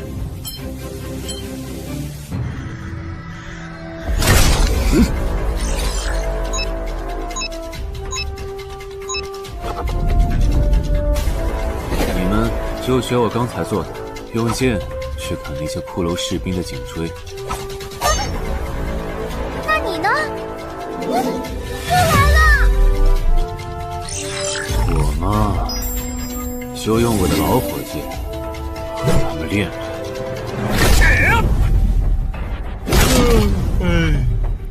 打完这批记得换班啊，老哥。好嘞。骷髅士兵不刷新了，看来并不是无限的。好消息是新人的压力小了，坏消息是我这样的老手完成任务更难了。这周围的骷髅士兵被咱们刷光了，换地方吧。受伤的人往后退，剩下的2人一组，交替清理从地里爬出来的骷髅士兵。再战40分钟，大家就可以回家了。好，亏我之前以为当冒险者有多难，结果就这儿啊！是啊，这些骷髅根本就没有那个老手渲染的那么危险。等这次结束，你也是个有名的冒险者。这些骷髅虽然弱，可不代表这地下城难度低。正相反，骷髅越弱，越说明地下城有极厉害的 BOSS。更让我烦的是，这地下城怪物也太少了。虽然我以老弱不宜参战为由，劝退了近半的冒险者，但是分到我这的怪物才4个。最后10分钟，这地下城难度肯定飙上。要是接下来10分钟都没有新的骷髅士兵刷出来，我就得自己想法子凑够剩下的6个骷髅士兵了。脱离任务做完了？嗯。你呢？还差几个？8个。把机会都让给他了吗？那你先回去吧，我们继续刷骷髅。等做完脱离任务以后，咱们3个在外面集合。10年来没有一个人通关。不止如此，这个地下城的幸存者们也非常奇怪，几乎所有的都是新人。怎么会有这么奇怪的地下城？正常不都是冒险者越强大生存率越高吗？因为这个地下城有一个被称为强者坟墓的机制。同样的脱离任务，新人的难度只有老手的1/10。当新人完成脱离任务离开的时候，实力远超冒险者的地下城 BOSS 会主动追杀冒险者。好多老手都栽在这机制上。周德，快点察觉到，这个地下城的本质是谁最先完成脱离任务，谁才能活下来的竞速比赛。好心的冒险者哥哥，护士姐姐，再见。拜拜。再见。等下遇到的骷髅士兵，我多分给你一点。你先完成脱离任务，和他在外面会合。好的。有人完成脱离任务出来了。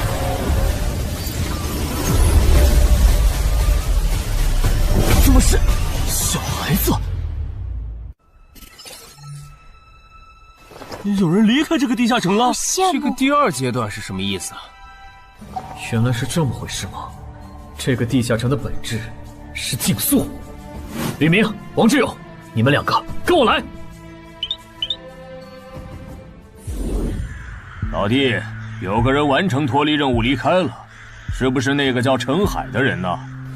不可能，先不说他还带着2个累赘，光冒险者们要杀的100个骷髅士兵就不好找。那会是谁呢？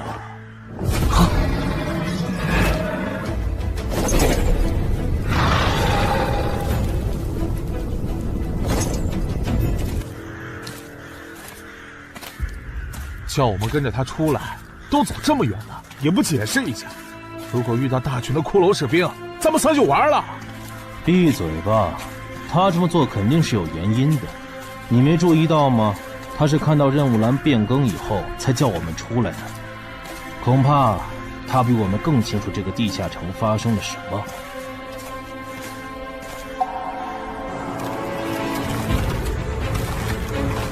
准备战斗！他们3怎么走得这么像咱们不管啊？周德当初就不该气走那个冒险者。脱离了。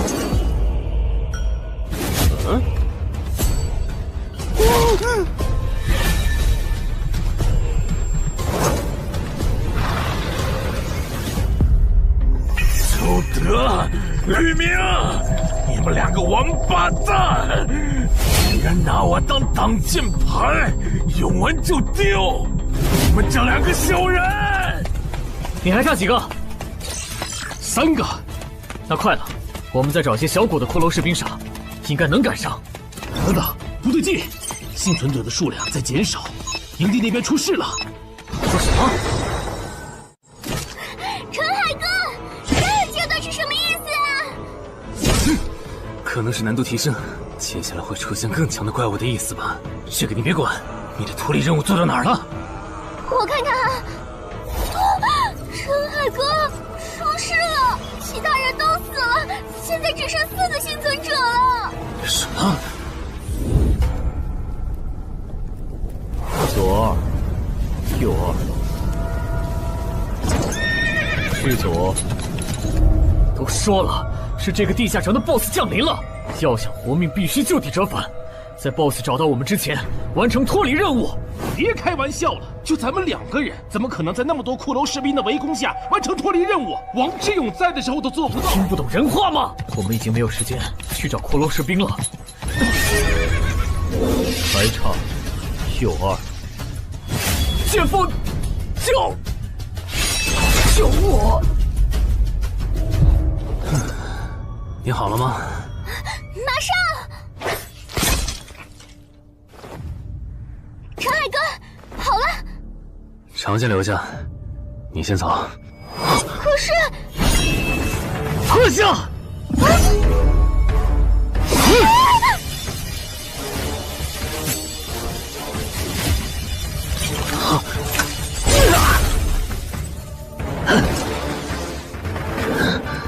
好强！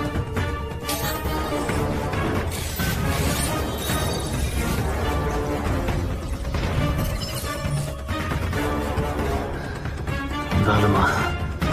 你留下来，只会碍事。我知道了，我去外面等你，你一定要活下来。好了，现在只剩下咱们2个，我猜你是不会放我走的，对吧？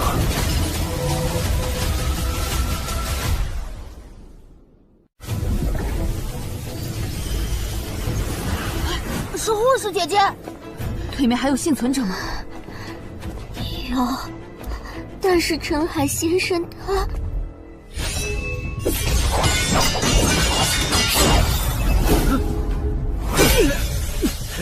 好强，想下去不行，速度和力量我都不是他的对手。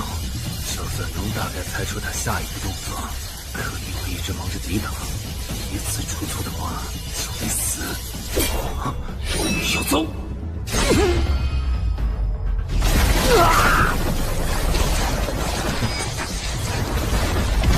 这么巨大的实力差，你还能跟我过几招？在我这儿撑这么久，了不起。好像在跟我说话。不对，现在不是该思考这些的时候。想一想，再想一下，到底该怎么做，我才能活下来？没戏了，把这边的情况汇总给漳州吧。就说云霄市医院地下城暴走事件，17名普通市民卷入，仅2名幸存，3名低等级冒险者卷入，无一生还。你在说什么？不是还没到时间吗？这才过去5分钟。就是。我能理解2位的心情，但是请不要再做不切实际的幻想了。这个地下城里的 BOSS， 就算是9级的我，也没有把握面对他能存活15分钟。你要等的人，哪怕是5级冒险者中的佼佼者，最多也就能坚持5分钟。你从地下城出来到现在都过去5分钟了，他还是没有脱离地下城，这意味着什么？你应该清楚吧？怎么这样？如果不是因为我们拖累了他的进度，护士姐姐，陈海先生肯定能活着离开这个地下城。都是因为我们。是啊，全都是因为你们。如果没有那个多管闲事的冒险者帮你俩完成脱离任务，周德才是最有可能活着离开这个地下城的人。我出去冷静一下，这2个新人的登记工作交给你了。那这个地下城入口怎么办？人都死光后，入口会在半小时内关闭，接着随机出现在世界某个地方。当然，如果你实在不放心，也可以盯到最后。好吧。你合格了。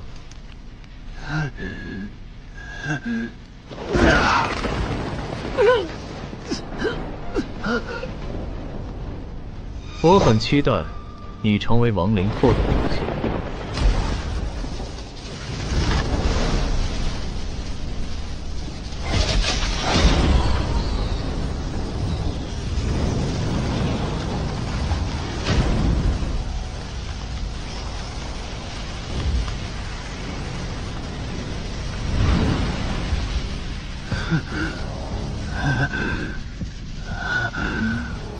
都赢了。对这个 BOSS 来说，完整的我更有价值。在他回来之前，只有死亡主宰的恩赐。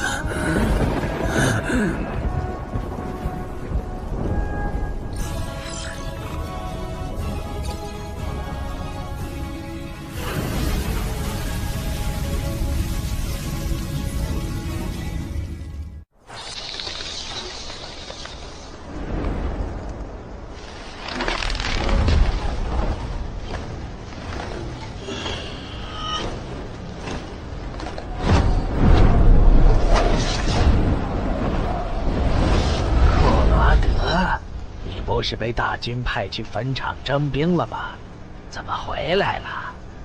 切，白跑一趟！我还以为是谁激活了骸骨大军发出去的万念邀请函呢。我发现了一个有资格成为我同僚的新人，让他从零开始太浪费了。我打算让大军把他变为预备役。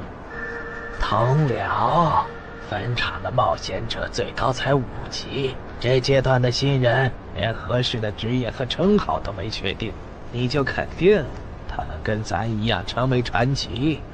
他已经找到了合适他的职业和称号。这次真的太险了，如果不是那家伙主动走了，就算再给我一条命，我也完全没机会。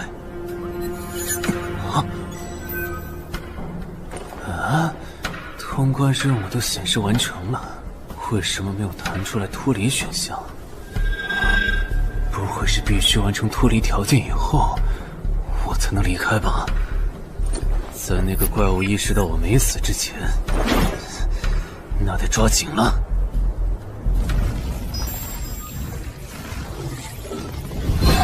没有关闭，这个地下城的入口还没关闭。澄海先生还在战斗，他还活着。我去找上科长。周德死在地下城里，他姐知道后一定会迁怒同期的幸存者。如果处理不当，上科长，怎么了？慌张成这个样子？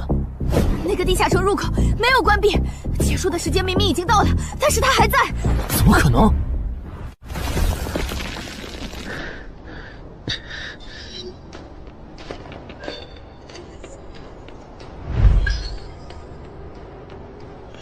合并结算。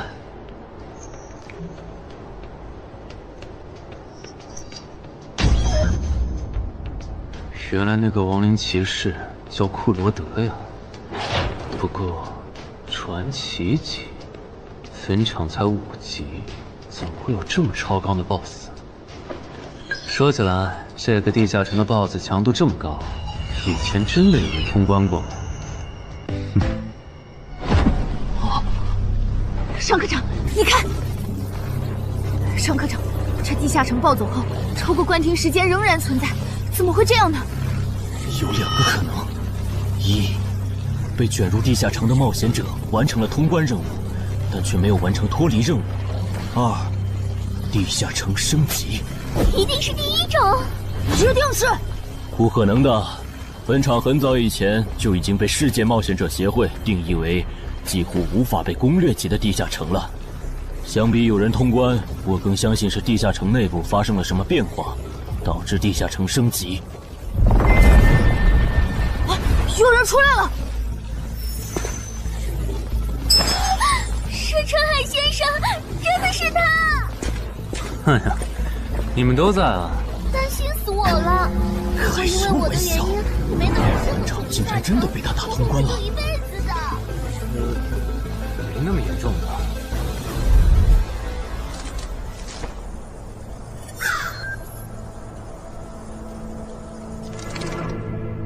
吴王，这是你驻守坟场以来第一次主动觐见吧？库罗德，你知不知道，就在刚刚，你成为了全球首个通关坟场的冒险者。首通？我？对，你要火了。坟场这个地下城虽然等级很低，但是在冒险者圈子里很有名气。你首通的经历应该会吸引到很多资本和散人工会的招揽，当然也包括官方。啊，所以现在是招揽环节？是的，你在女妖之森和坟场的表现已经充分证明了你的潜力。像你这样的超级新人，整个冥省1年下来也不会超过10个。作为云霄市地下城负责人的我，当然不可能错过。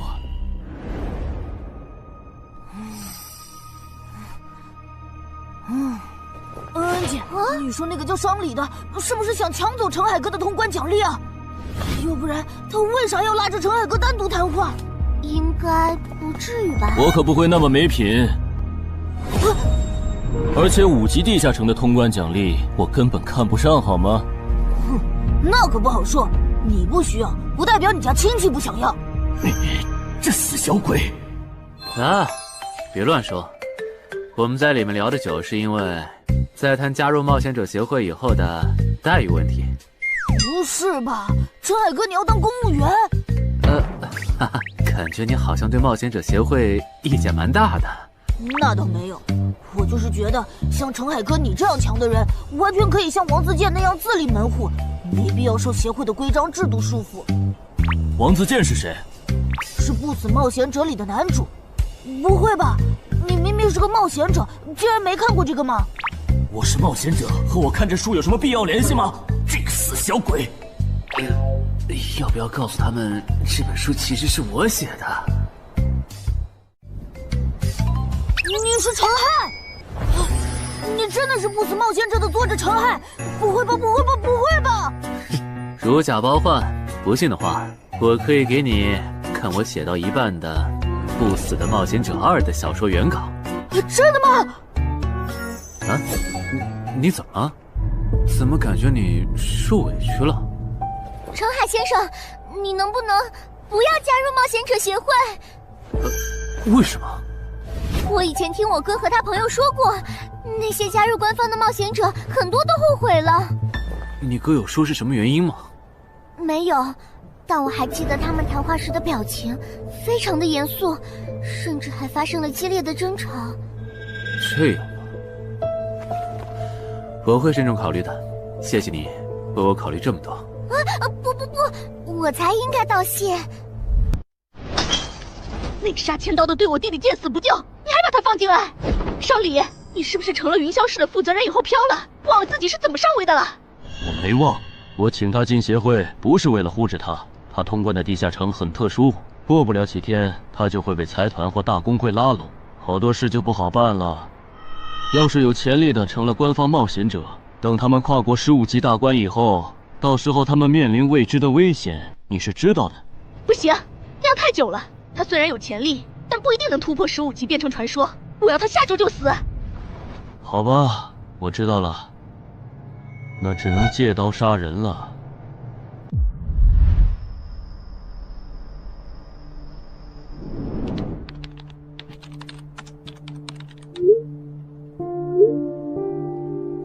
坟场？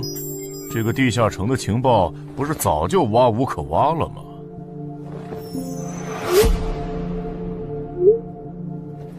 这样就可以了。你确定？5级地下城的首通奖励对普通人来说不算什么，但对6到10级的通缉犯来说那就不一样了。要是澄海的情报到了黑市，不出3天，闽粤2省的通缉犯都会跑到云霄市，这样就能给你弟弟报仇了。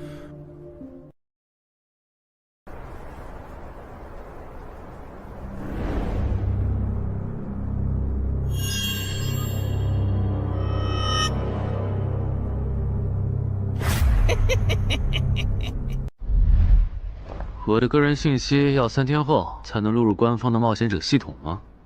是的，我记得程先生你是东山人吧？要不我这边先给你安排一下暂住的酒店，这样你这几天就不用两边跑再折腾了。不用，刚好我要回东山办点事，那我3天后再来云霄。好的好的，那咱们3天后再联系。前提是3天后你还活着。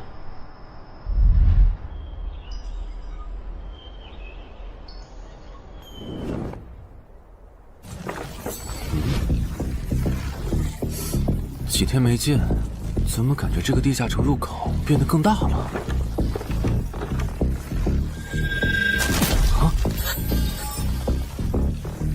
准入等级6级，也就是说，这个地下城的等级现在介于6到10级之间了。我现在是5级，按照之前的升级速度，只需要再打1个到2个5级地下城，就能升到6级了。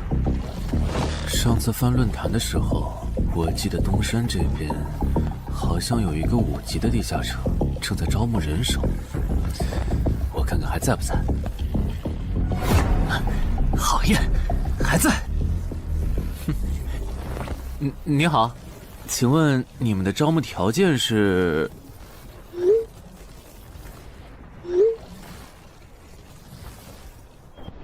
黑市金币？你问这个干嘛？我闲着没事翻论坛，发现论坛上的冒险者彼此之间做交易时，使用的货币不是现金。冒险者之间做交易，除了用地下城入口和掉落物，就是用黑市金币当货币。黑市金币有什么特殊之处吗？为什么不能用现金交易？黑市金币是挑战10级以上地下城的主要收获。我以前问过安教练，他说这东西10级后有大用处，可具体咋用没跟我细说。原来如此。对了，等级没到10级的冒险者，一般是从哪儿弄到黑市金币的？我也想搞一些。新手的话，你可以试试把不用的掉落物拿到鬼市去卖。你要卖吗？要的话，我晚上可以带你去东山的鬼市。要，谢谢徐哥。东山这边的鬼市只有每周一的凌晨2点到4点有。你别看这边人很多，实际上只有1/10是冒险者，甚至更少。这些摊贩也是卖的东西真真假假，很容易上当受骗。听起来有点像古玩市场。差不多吧。总而言之，东西先别急着卖，多转转，弄清楚物价后再卖东西。我这边还有点事，就不陪你继续逛了。好的。看不出他这人还怪好的。好了，到我来扫荡了。小哥，来看看这件，可都是宝贝啊！瞧一瞧，看一看喽！精品装备，仅此一天，价高者得。小哥，来看看我的矿石啊！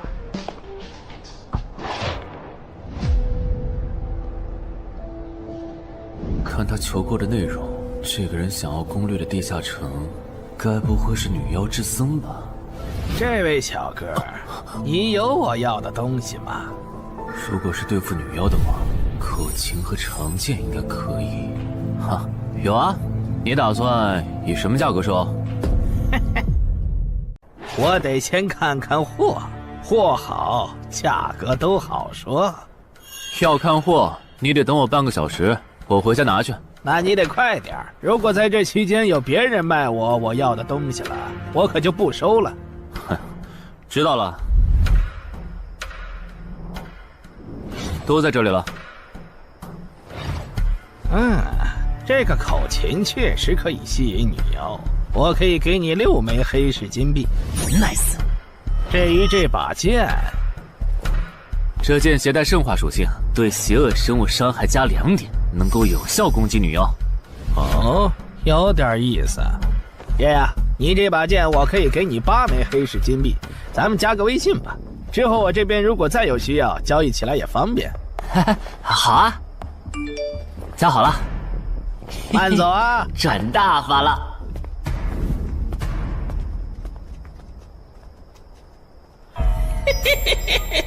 疏于防范了哟，本场通关新人。唉，都过去1个多小时了，那个叫四海为家的怎么还没来？算了，不等了。各位新老朋友，大家好，我是5级哥布林地穴地下城的入口拥有者搬砖小 C。我左手边这位是协会冒险者林女士。哟，本次攻略已在官方备案，大家可以不用担心秃鹫的问题。这边的3位大叔和我组队过3次，是实力和人品都很过硬的老手。这小子怎么每次都这么磨叽？然后是本次行动的金主，目前还是普通人的王老板。大家好，鄙人姓王，是东山地产的经营者。最后是新朋友，爱写作的东山市民，和今天也很闲鱼呢。他们都是3级以上，可以胜任后援工作。大家好。怎么这些人都喜欢在公园集合呀？上次的师傅秃鹫事件后，我都快对公园有心理阴影。大家都互相认识了，接下来请随我前往哥布林地穴的入口所在地吧。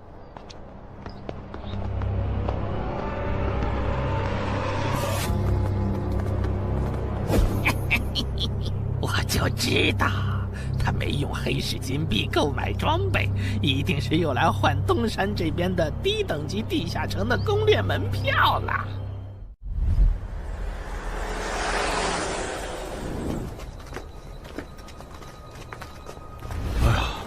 那个还要走多久啊？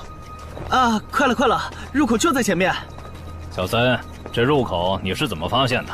这也太偏了。不是我发现的，是本地的一位驴友发现，然后卖给我的。真的假的？这年头还有发现地下城入口以后自己不攻略，反而拿去换钱的傻子？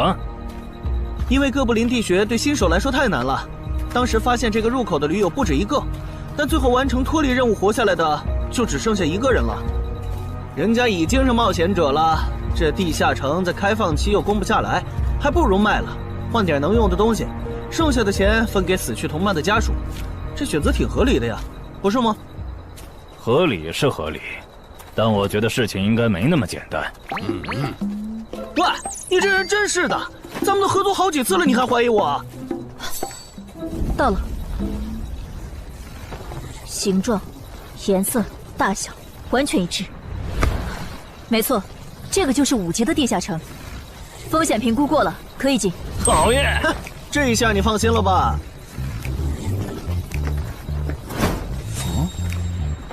喂，我再跟你们说一遍啊，进了地下城，里面的哥布林归我们管，你们就负责保护王先生，都没意见吧？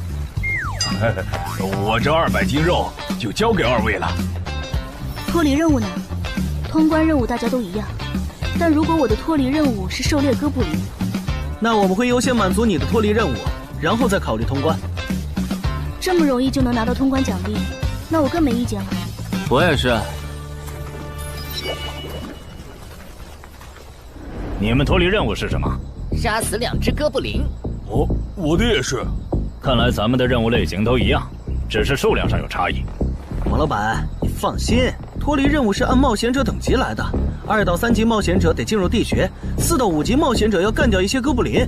你是新手，只要找到哥布林地穴就行，很简单的。原来如此，怪不得我和他的任务不一样。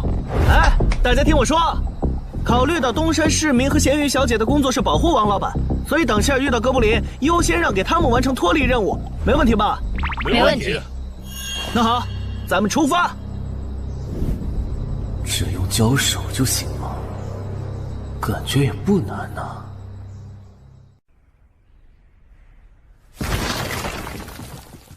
这个你不要吗？不要，你杀了吧。这就是5级地下城里的怪物吗？感觉也没多强啊。那是因为现在遇到的都是小怪，真正难搞的 BOSS， 得深入地穴以后才能遇到。一般情况下，哥布林地穴的 BOSS 哥布林勇士，得3、5个老手一起上才能干掉。哦，原来如此。那如果这个地穴里有2只甚至更多的哥布林勇士，咱们能对付得了吗？那肯定是对付不了的。不过一个哥布林部落只会诞生1只哥布林勇士，目前全球就1对冒险者遇过双胞胎哥布林勇士，这种小概率事件，咱们肯定碰不上。哦，那我就放心了。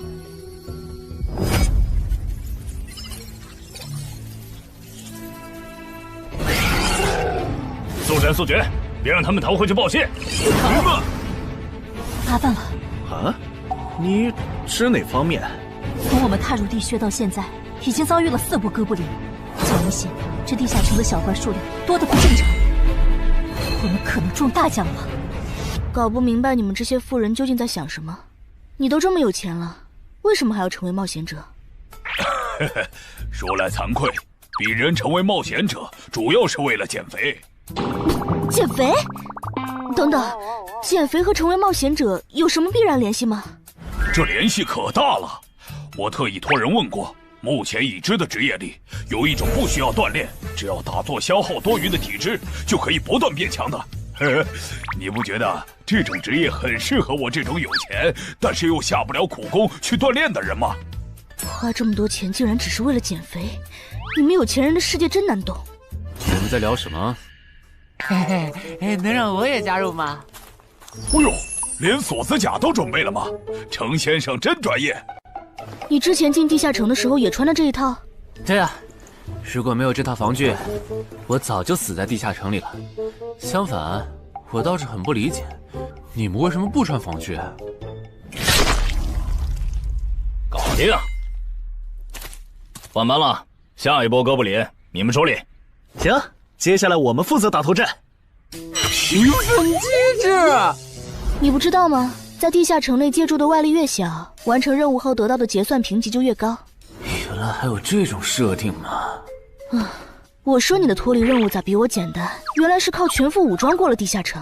我看你到现在也没有几个有用称号，说白了，你就基础属性等级高些，跟新人比也强不到哪儿去。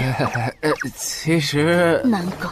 虽然知道野队不靠谱，但是没想到会这么不靠谱。8人组里竟然有2个新手要保护。你们3个等会儿再聊。拦路的哥布林小队已经清理掉了，可以继续前进了。好的。怎么有3个岔路？正常的5级地穴不是最多只有2个吗？看来我之前的担忧没错，咱们遇到了 bug。这是还不能透露给大众的地下城情报。平均每50个低等级地下城就会有一次实际挑战难度比当前等级高，甚至高很多的特殊情况，也就是 bug。bug 主要分3种情况，第一种是小怪数量的提升，第2种是 BOSS 数量的提升，第3种是 BOSS 强度的提升。比如我们现在遇到的按照他这个说法，就很接近第1种。我之前经历的地下城好像多多少少都有点问题。请问，出现 bug 的地下城结算奖励会比平时多吗？这个要看地下城的实际攻略难度提升了多少。听说运气好能出14、15级冒险者都眼馋的宝贝。所以，我们如果继续深入，可能会遭遇更多的哥布林。是的。听起来有点危险呢。要不这次就算了，咱们回去吧。反正我也成为冒险者了。不能回。这个地穴的哥布林数量虽然变多了，但 BOSS 的强度没变化呀。我们只要把 BOSS 解决了不就行了？只要速战速决，在大多数哥布林发现我们之前，找到并杀死这个地下城的 BOSS， 其实和正常通关没多大区别。BOSS 的强度没变化，只是你的猜测。要是 BOSS 强度大幅提高，无法快速击杀，等他的援兵一来，咱恐怕就得被困死在这地下城了。所以就要放弃啊？这点风险都不肯担，那还不如尽早转职当后勤算了。这是一点风险，情报不足就去挑战等级比自己高的地下城，简直就是找死。那个，要不这样好了，咱们举手表决，想要继续的留下，想退出的就原路返回。这主意行啊，2不耽误。来去自如，这你满意了吧？现在开始举手表决，要留下的举手。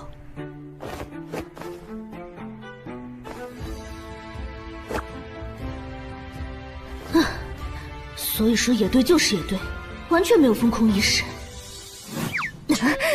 不是，你有毛病吗？他们等级高，想拼一下我能理解，你实力还不如我呢，你凑什么热闹？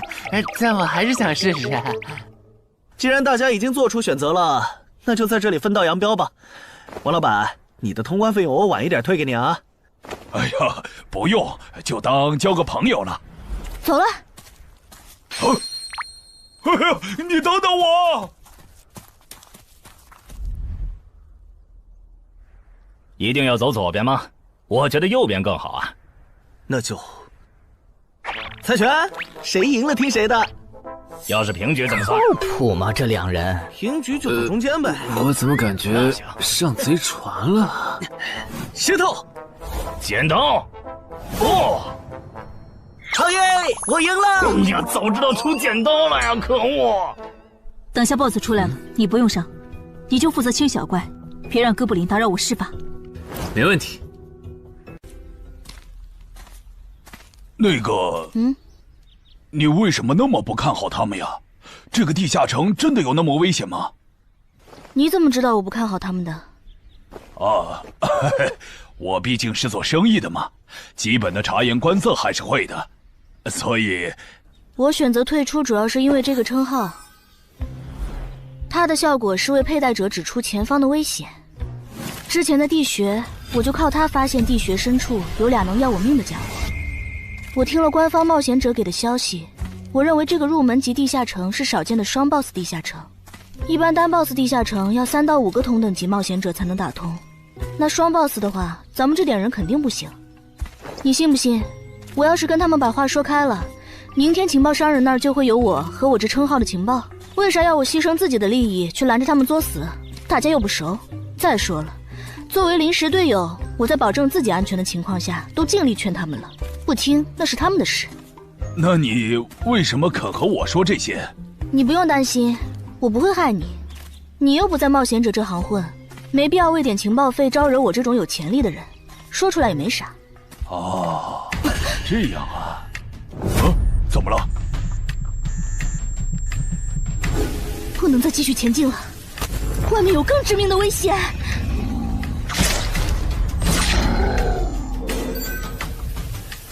2级速能法术，烈焰爆！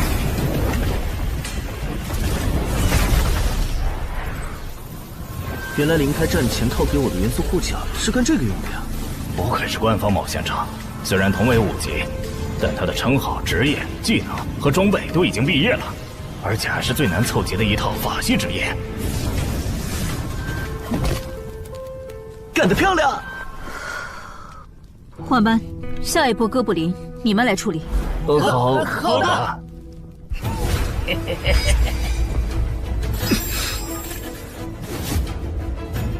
啊！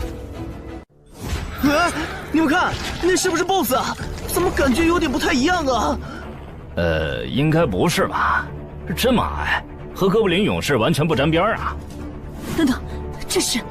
大家小心，这确实是 BOSS， 只不过不是哥布林勇士，是哥布林萨满。给我冲！大家速战速决，在哥布林勇士出现以前结束战斗，不然我们就危险了。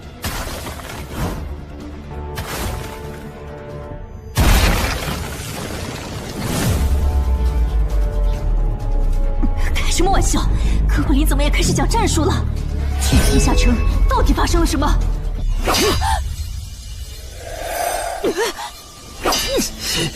快走！我来会会这家伙。林那边好像遇到麻烦了，你们出个人去帮忙。你在开玩笑吗？这么多哥布林，我们哪抽得出人手？快去帮他们呀！这边我一个人能行。可是，走啊！待在这儿，影响我发挥。我会尽快解决掉哥布林萨满，然后来帮你。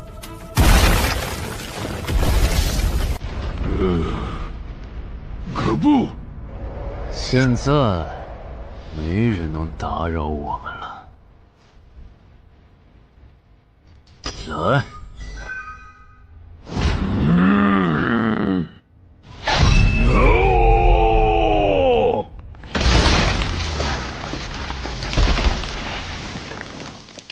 这个 BOSS 力量惊人，但太笨拙了。就算不用一步一杀，我应该也能躲过他的大部分攻击。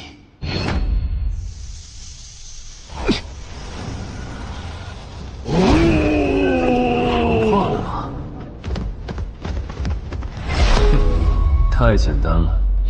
虽然你同化后的速度和力量涨了，可出招没个计划，反而更容易躲了。所以，这就是5级地下城 BOSS 的强度吗？说实话，有点扫兴。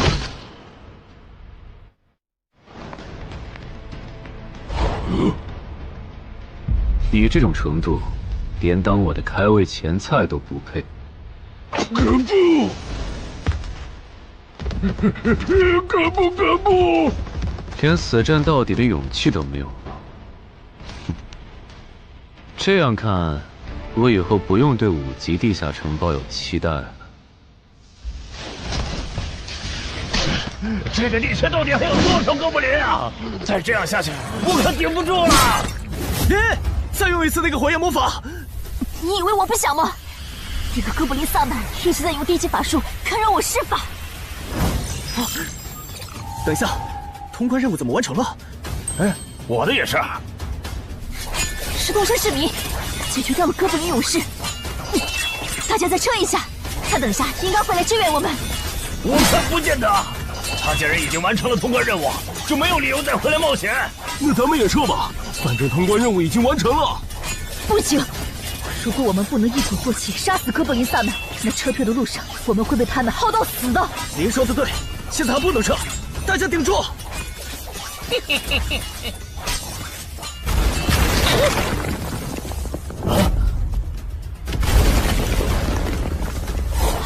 石头山市民，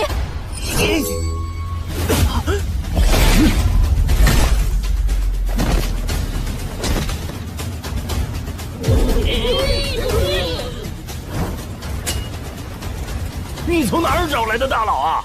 双 BOSS 地下城就被他一个人打穿了？不是我找的。关于我的事情，麻烦大家帮忙保守秘密啊！明白。你这种有潜力的新人，容易被人盯上，等级没升上去前，确实不能太张扬。理解万岁。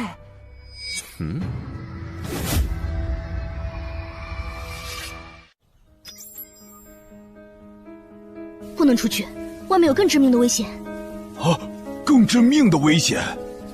就是有一个危险程度远比双 BOSS 大的冒险者守在外面，我们出去就会被杀。那怎么办？回去找其他人，说服他们一起抱团冲出去。啊！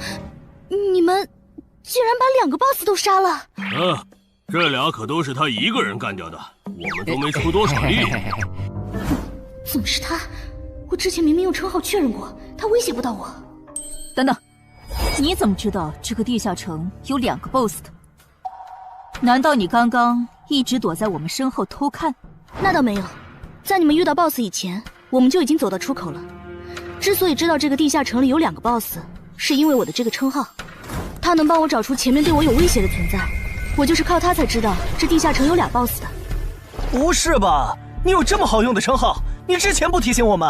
我是没有直接提醒，但我有劝过你们不要继续深入地穴吧。那你为什么又折返回来？因为出口那边有一个比双 BOSS 更强、敌意更浓的高等级冒险者在堵门。外面有高等级冒险者在堵门，你确定？确定。先是地下城难度超标，再是高等级冒险者堵门，可疑的地方太多了。说，是不是你搞的鬼？不是我，不信咱们签单向契约确认。等等，堵门的高等级冒险者，不会是那个爽约没来的四海为家吧？那个，我想问一下，你的称号可以预知危险，那如果我对你流露出杀意，你能判断我和堵门的人谁更强吗？能。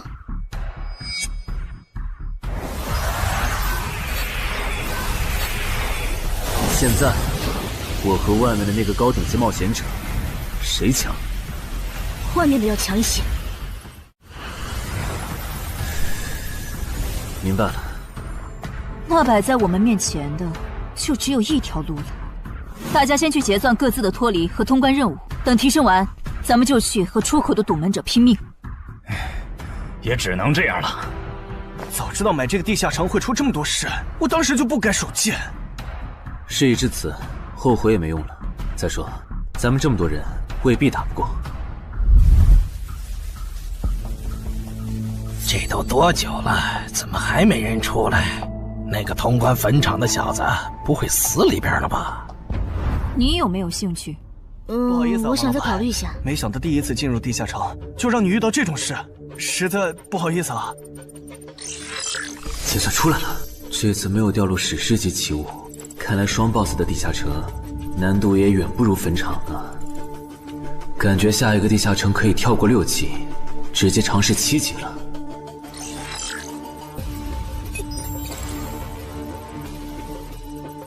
不算置死地而后生的话，能在一会的战斗中派上用场的，应该就只有扮猪吃老虎、奇迹生还者与传奇过招、自适应、暗行艺术和守护者。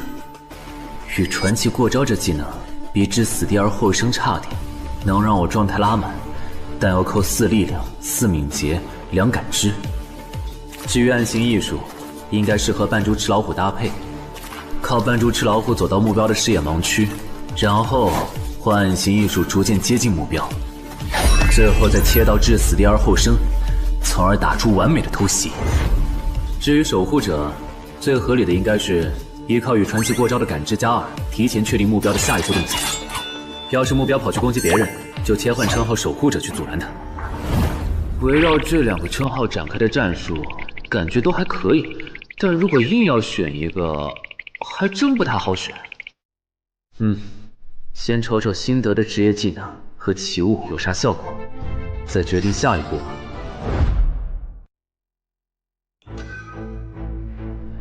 这个向死而生不错呀，就凭它能够提升步伐和身体柔韧性这一点，搭配一步一杀的技能效果，我以后就可以在闪躲的同时攻击敌方要害了。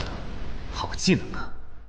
还有这个假死技能，考虑到在现实世界，冒险者死后是不会产生掉落的，我完全可以利用这个技能装死，然后找机会偷袭反杀，兵不厌诈。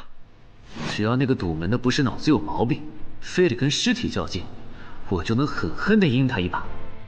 当然，这是万不得已的选择。要是可以的话，我肯定想光明正大的一笔。哇，这次掉落的东西都很棒啊！骨笛、萨满旗帜和传承之书，以后去地下城就能有个哥布林跟班了。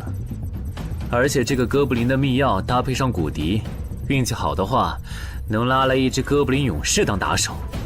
保险起见，我就不继续囤升级券了，先把战斗力拉到最高再说。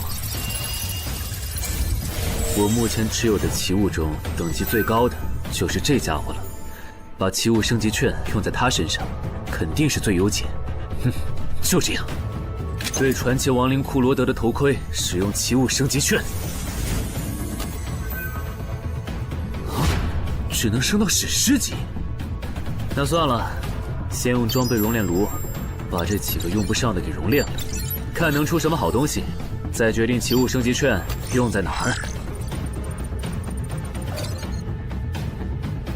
不是装备型的奇物不能熔炼吗？那我手里没用的装备，估计也熔不出啥好东西。没办法了，用奇物升级券提升被污染的名剑吧。使用奇物升级券。好酷的剑！头盔和武器确定了，那装备祈愿券就用在防具上吧，正好替换掉我买的锁子甲。厉害！这套铠甲穿起来比我之前用的锁子甲还轻便。东山市民，你那边完事了吗？差不多吧。你们整理完了吗？完事了，再给你们上一轮 buff，就可以出发了。你的装备好酷啊！这些都是你在这个地下那再等我一下，我招个怪物随从。啊！喂，别无视我呀！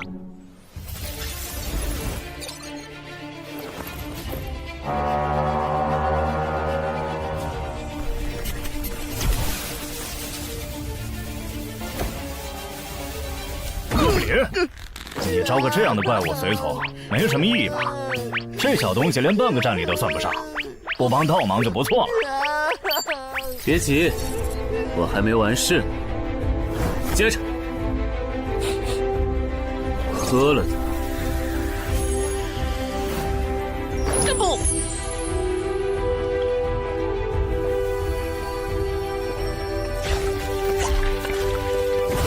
妈呀！你这是在这喝啥了？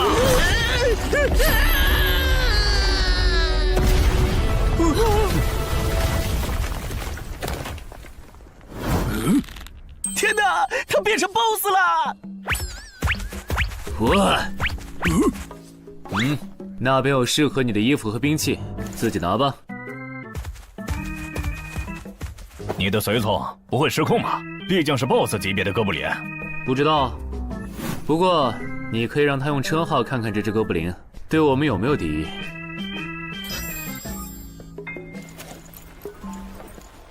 看了，他对我们没有恶意。那就好。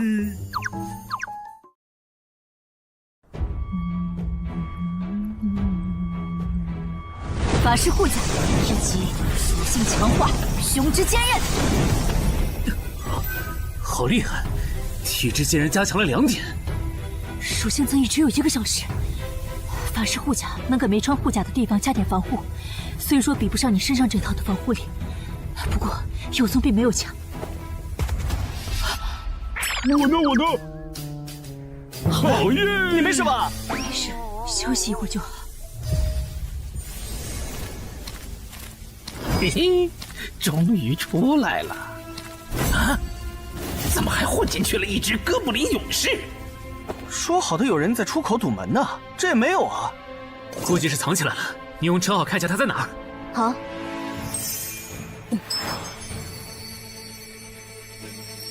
啊，找到了，他躲在1点钟方向最粗的那棵树后面。大家小心，他在入口前面放了很多捕兽夹，注意别踩到了。捕兽夹？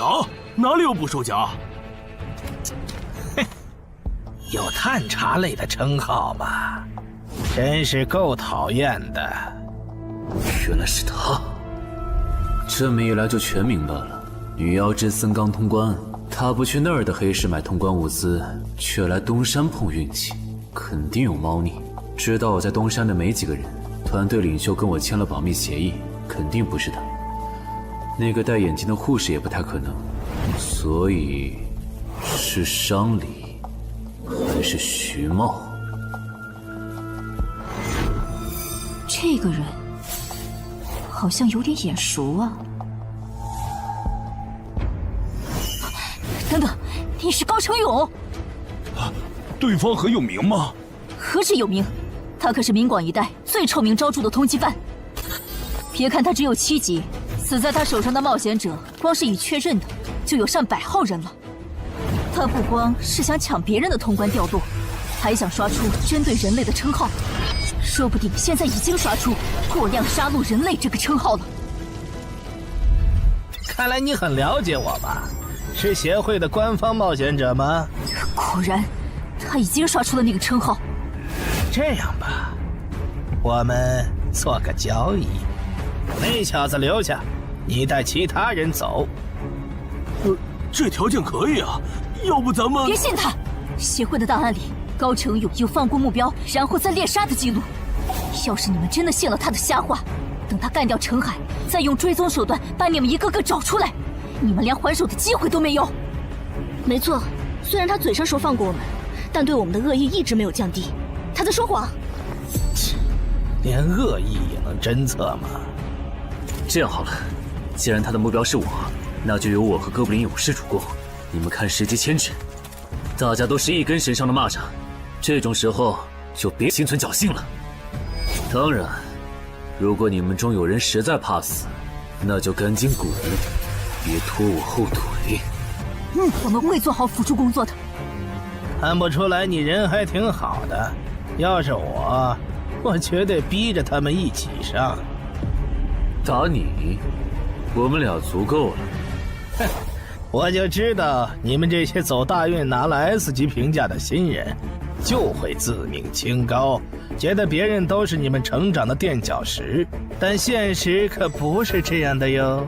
新人在1到5级时很难搞到成体系的称号、职业、技能和装备。你的武器和铠甲这么豪华，我猜大多是装备吧。不巧哦，我的技能偏克你这类新人。可是，迟缓术。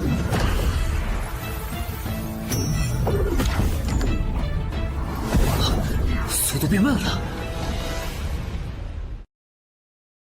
这一晃，迟缓术可不只是速度变慢而已。遇到使用长镰这种冷门兵器的我，被上了迟缓术的我，也根本接不住你的招。你是这么想的吧？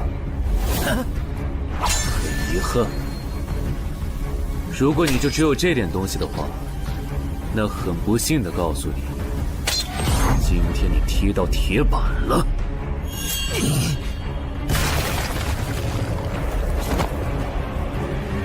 开什么玩笑！我百试百灵的组合技，竟然被他这么简单的破了吗？这真的是只经历了3个地下城的新人该有的水平吗？嘿，那个高成勇也没有你说的那么厉害啊！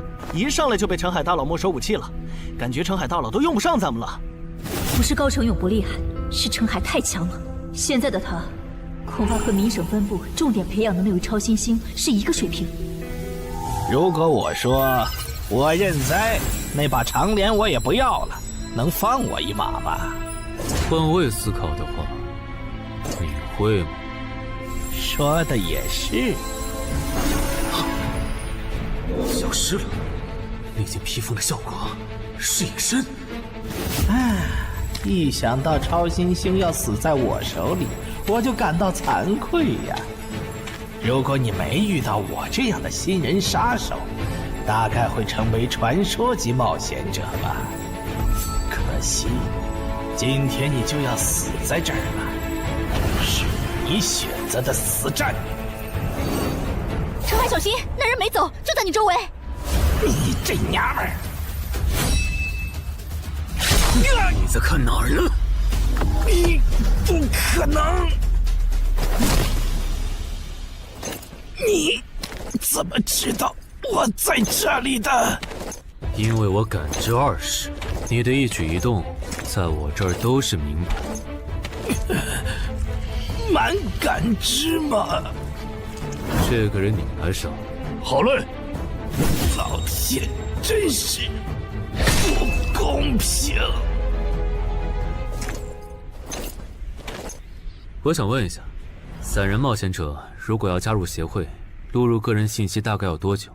工作日的话，半天。这么看来，就是云霄市协会泄露消息的。我申请加入东山的官方冒险者协会，不过我前天口头上答应要加入云霄市的，他们还没录入我的个人信息。现在换到东山，程序上合规吗？当然，我代表东山市冒险者协会欢迎你的加入。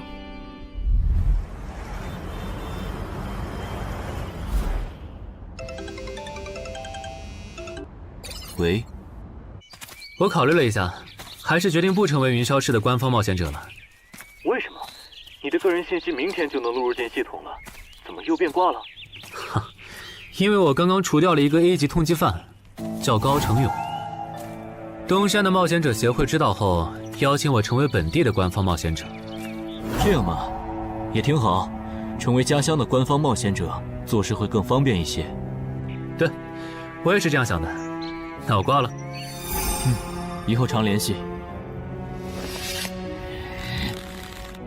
废物，都是废物！你那边说完了？说完了。哎，你怎么还没走？因为林姐也邀请我加入东山的冒险者协会了，等下要和你一起录入个人信息。这样啊？说实在的，你也被协会邀请加入，我都有点怀疑官方冒险者头衔的含金量了。我不就是在地下城的时候嘴了你几句吗？至于这么阴阳怪气吗？小心眼。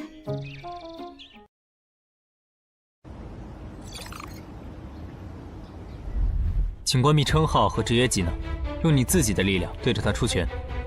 好。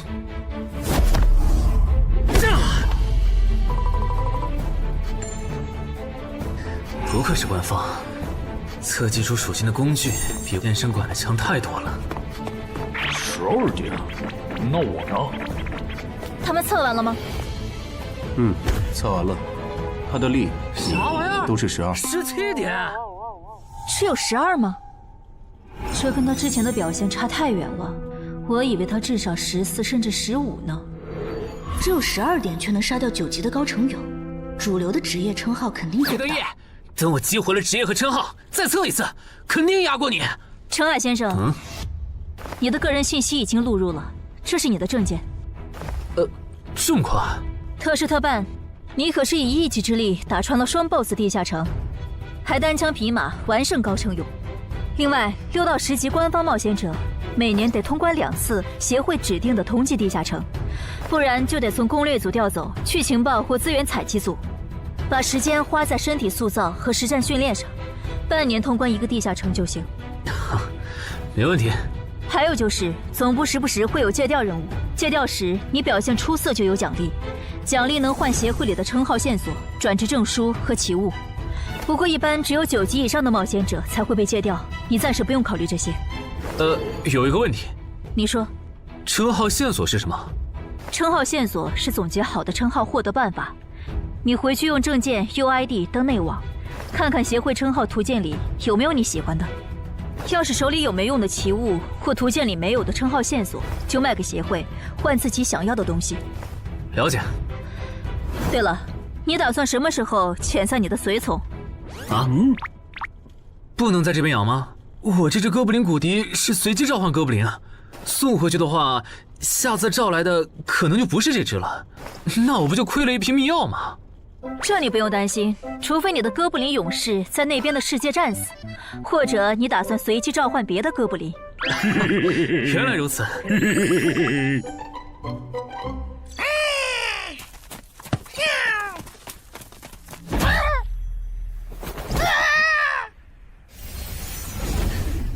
跟我来吧，我带你们去认识一下同事们。好。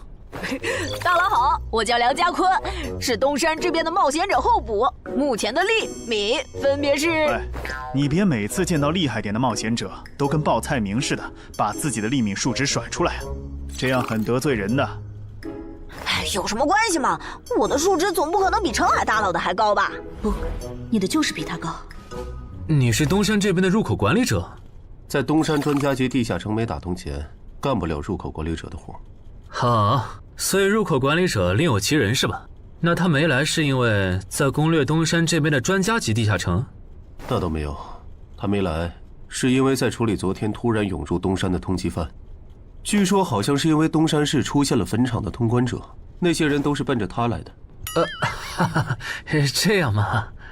坟场那个老手坟墓啊，哟，那可是出了名的 bug 级地下城，能产出奇物升级券。啊！你们这样看我干什么？我说错话了吗？你还没意识到吗？意识到什么？那个，我就是坟场的通关者。什么？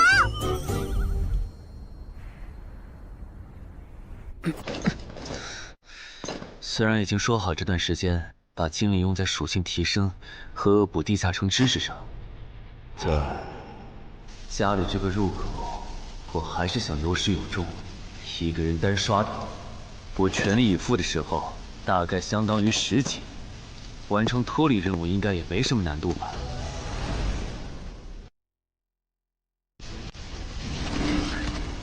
感觉也没怎么变。咦？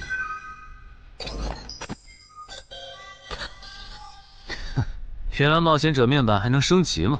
那是不是等11到16级的时候，我的面板还会有变化？怎么感觉升到6级后的限制反而变多了？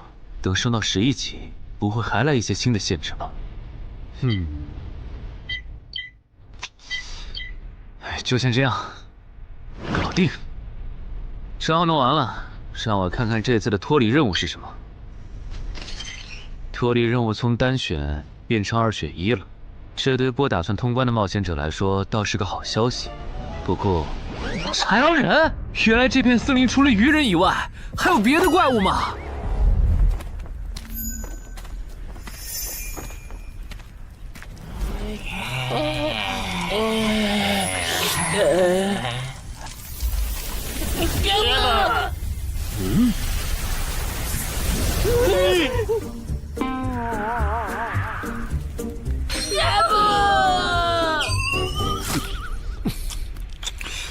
所以在你看来，那些豺狼人阴险狡诈，并且还特别喜欢欺负弱小，是吗？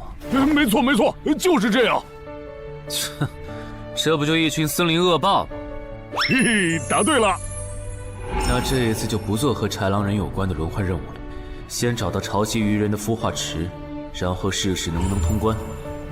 好了，我要问的问完了，你可以回去了。什么？我不要！你不想回去？是的。好吧，你留下来也行。好耶好耶！但我先说好，这个地下城的挑战等级是7级，你悠着点。放心吧，我很强的。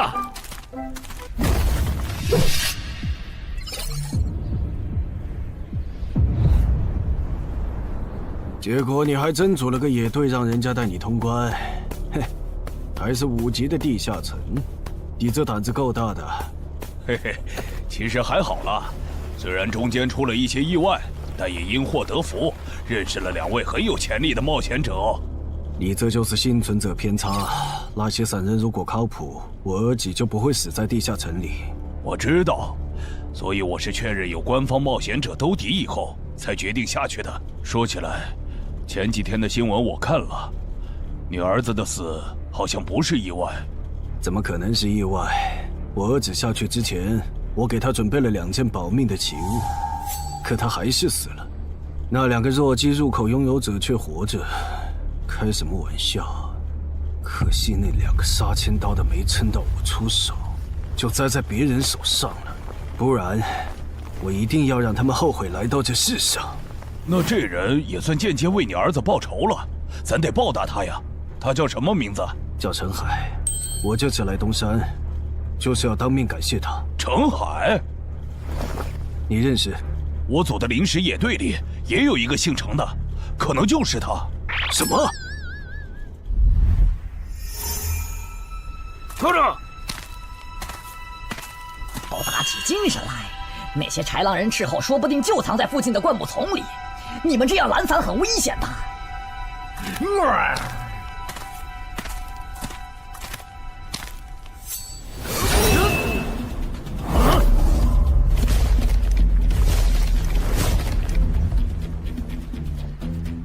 话说，你会说他们的语言吗？当然，需要我帮忙翻译吗？先不，我有一个能在这种场合上派上用场的奇物，如果它不好用，我再找你。你们的孵化池在哪？告诉我，我可以留你们一。你以为我会出卖我的族群吗？绿皮傻大个的小跟班儿！你以为我会出卖我的族群吗？绿皮傻大个的小跟班儿！有种你们就杀了我！队长死了，别得意，领军大人会为我们报仇的，咕噜。在湖底有一个水下洞穴，穿过洞穴会抵达一个天然的地下洞窟，我们的孵化池就在那里。你粪土，咕噜！这只留他一命，挂树上，之后咱们去找湖。你跑那么远干什么？人类果然都不是好东西。那个冒险者很强。不好，是白战的霍格。去通知游击队，把湖里的鱼人引出来，给这个冒险者创造破坏孵化池的机会。好的，霍格老大。至于你，哇，这湖比之前用无人机航拍的时候感觉还大。得先找到水下洞穴，然后游好久才能到孵化池。就这要求，能把99%的冒险者都给淘汰掉。不过好在我有海之炎能水下呼吸，虽然不会游泳，但头盔里有库罗德水下战斗的经验。老大，我不会游泳，我可不可以先回去啊？你不会游泳？行吧，那我先送你回去。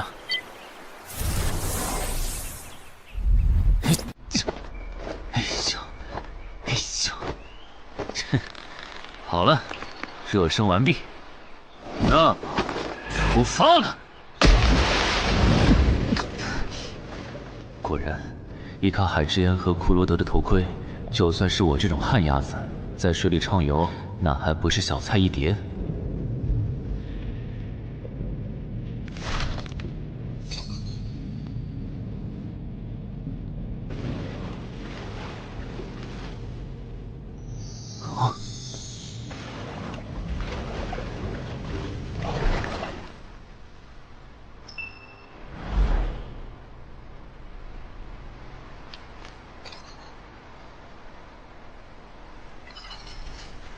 常驻脱离任务完成了，看来这里就是鱼人的孵化池了。但是，怎么没看到守卫？算了，不管出于什么原因，现在是通关的最好机会，这一点不会错。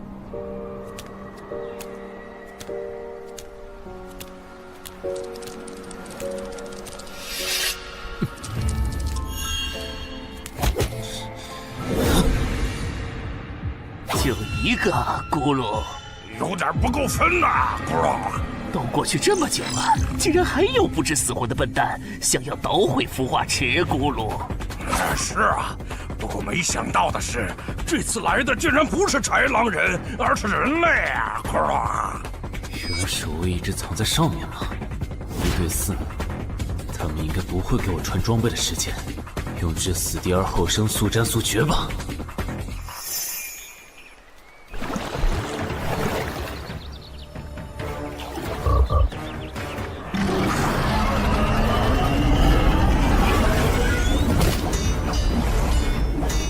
人类闯入孵化池，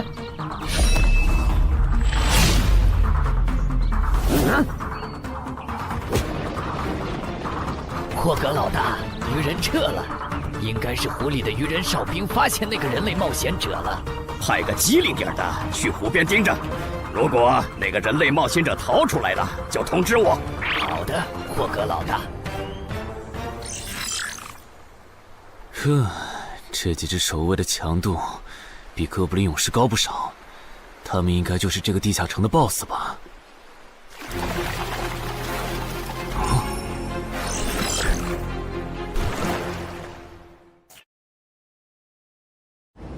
6到10级这个阶段的地下城 BOSS， 通常可以划分为团队增益型和个体高战型2类。前者实力一般，但可以为同种族个体提升综合实力。独狼面对这种类型的 BOSS， 几乎很难靠一己之力通关。每次上我的课，你不是翘课就是打哈欠，怎么？我的课有那么无聊吗？但你今天讲的内容之前不是讲过吗？你要是说点11级以后的常识，我说不定会认真听。你以为我喜欢讲这些？还不是因为你们这些莽夫 ！CJ 的超新星不自大，不单人去调高等级地下城，就不会被 BOSS 弄死。公司也不会把我临时叫过来给你们突击补课了。什么？顺治死了？是啊，你这几天没上论坛吗？大家都吵翻天了，说他的死浪费了 CJ 对他的投资。这我还真不知道，到底怎么回事？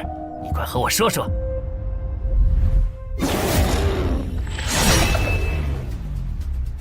小心，这个人类是极其罕见的高感知个体，偷袭对他没用，大家一起上，咱们耗死他！那个鱼人 BOSS 什么情况？都被我杀了这么多精英鱼人了，他怎么还在旁边观望？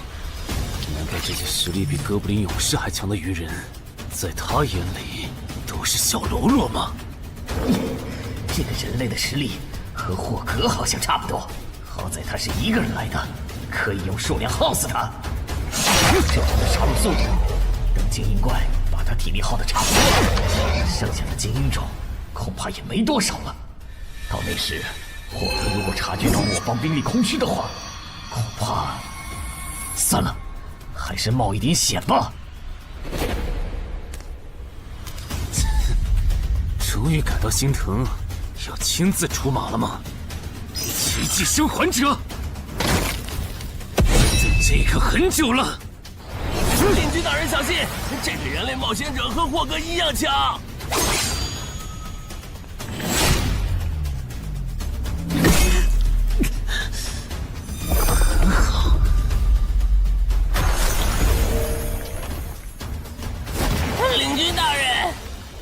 别管我，他伤得更重，还不擅长水下作战。就算没我帮忙，你们也能轻松杀掉他。把脑袋给我带回来。是，领军大人。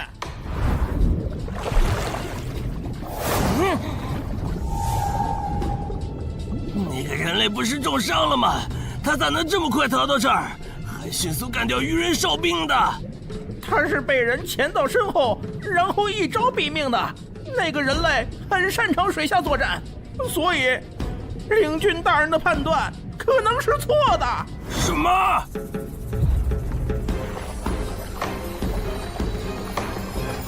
该死，总算活着逃出来了。多亏了这个奇迹生还者呀，不然我就得交代在这儿了。果然和我预想的一样，那个鱼人 BOSS 沉不住气，要是他再晚点，我就会被耗死了。怪不得团长说，独狼到了更高级的地下城会越来越吃力。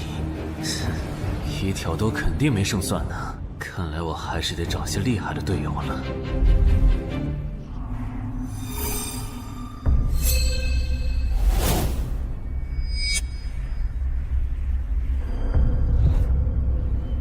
那个人类冒险者活着回来了，他现在是什么状态？我不敢靠得太近，怕被发现，但可以确定他伤得很重。嘿嘿，重伤的冒险者嘛。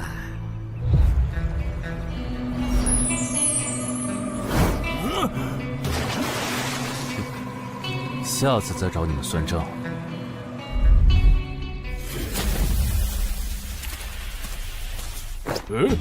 已经结束了。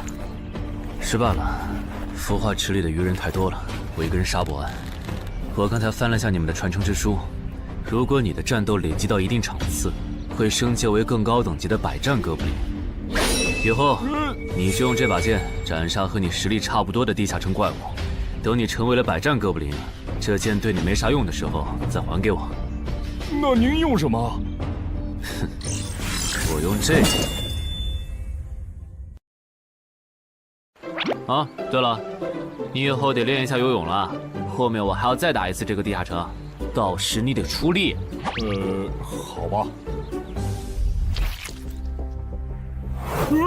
这一定是豺狼人干的。激活技能，与死亡共舞。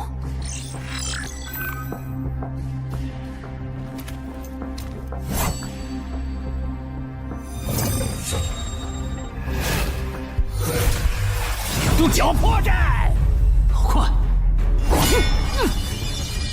切！豺狼人，还好为了以防万一，把感知拉到20，不然刚才这只豺狼人就得手了。切！这个人类不是受重伤了吗？可他刚才的动作根本就不是重伤之人能做出来的。他不会是在钓鱼吧？他跑了。不一定是逃跑，也可能是在示弱，引诱我们过去。那咱们还追吗？如果追过去的话，感觉很可能会进入他们的包围圈。算了，不追了。等找到足够强的队友，做了充分的准备以后，咱们再回来和他算账。好的。哎呀，没想到6到10级的地下城的难度会比5级的高那么多。下次得提前掌握好情报再去通关，不然风险确实太大了。是任务结算呢。哼，说起来，这一次我虽然没有通关，但宰了那么多鱼人，怎么说也该有个 A 吧。水产过敏怎么了？不对，你怎么知道我水产过敏的？还有啊，我是人，你给我一袋动物口粮是什么意思啊？就算他吃不完，这会难吃。什么？他加入东山的冒险者协会了？你给我站住！你当初是怎么信誓旦旦的跟我说他死定了的？连高成勇都栽在他手上了，我能怎么办？听你这意思，我弟弟的仇你是不打算管了呗？哼，也是，你已经靠我爷爷成了云霄市入口管理人，上了岸的你哪能冒着被革职的风险对隔壁市的超新星下黑手呀？我真是看错你了，早知道爷爷当初留下来的资源就该用在周德身上。干什么？转手我爷爷留下来的遗物啊！我弟弟死了你不帮忙，那我就把你想要的遗物给能给我报仇的外人了。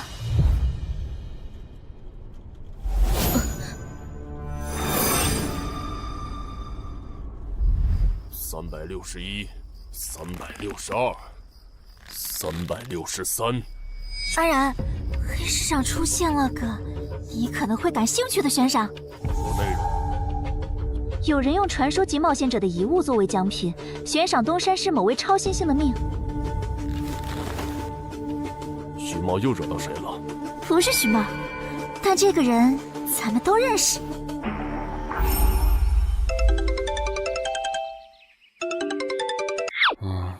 喂，陈海哥，你被人盯上了。我知道呀，这问题不是已经解决了吗？这次不一样，有人在网络黑市高价买你的命。哎呀，你别不当回事！发出这则悬赏的人出价很离谱。我哥说，如果不是你救过我，他说不定也要分一杯羹。具体怎么回事？你再详细说一下。就是我哥他们在网络黑市上看到，还真有你的悬赏。能查出来是谁发的吗？不用查，就从这则悬赏的报酬反推，发出者大概率是已故的传说级冒险者周建明的直系亲属。你怎么和他们结上仇的？他们为了你把遗物都掏出来了。不知道，我都没听过这个人。行吧，那我现在联系老大，让他说服对面撤掉这则悬赏。如果是误会的话，看能不能让老大组个局帮你澄清一下。好的，那拜托了。对了，这几天你就待在协会吧。传说级冒险者的遗物一定会吸引很多人铤而走险。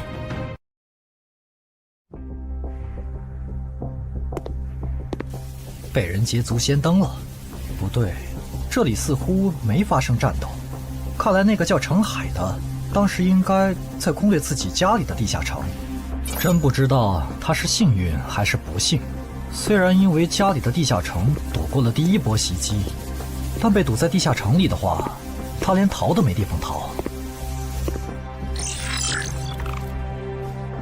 除了我和目标以外，这个地下城还有4个人，不知道是敌是友。你卑鄙！哪有你们人类有病？我不就派了个斥候守在出口吗？至于让你们杀过来吗？搞得我现在受伤不说，手底下的兵也被消耗的差不多了。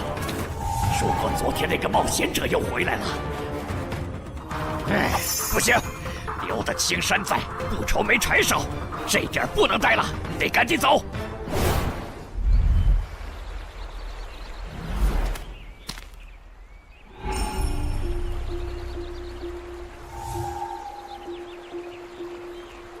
3个猎人，也就是说，目标那边顶多只有1个同伴吗？这么看的话，这个游戏变得更有意思了。安教练，你找我？对，程海被悬赏的事，你知道吧？知道。正好，你给程海打个电话，如果他不知道自己被悬赏了，随便挑个6到10级地下城，邀请他和你一起打。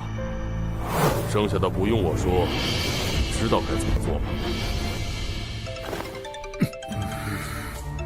徐茂打过来的，肯定因为悬赏的事。不知道他是来提醒我的，还是来试探我的。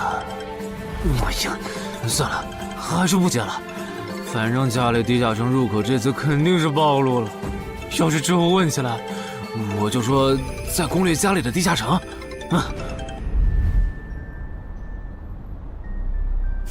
咱们来晚了，那个叫程海的，应该是被前面的人逼进这个地下城里了。我们还进去吗？进。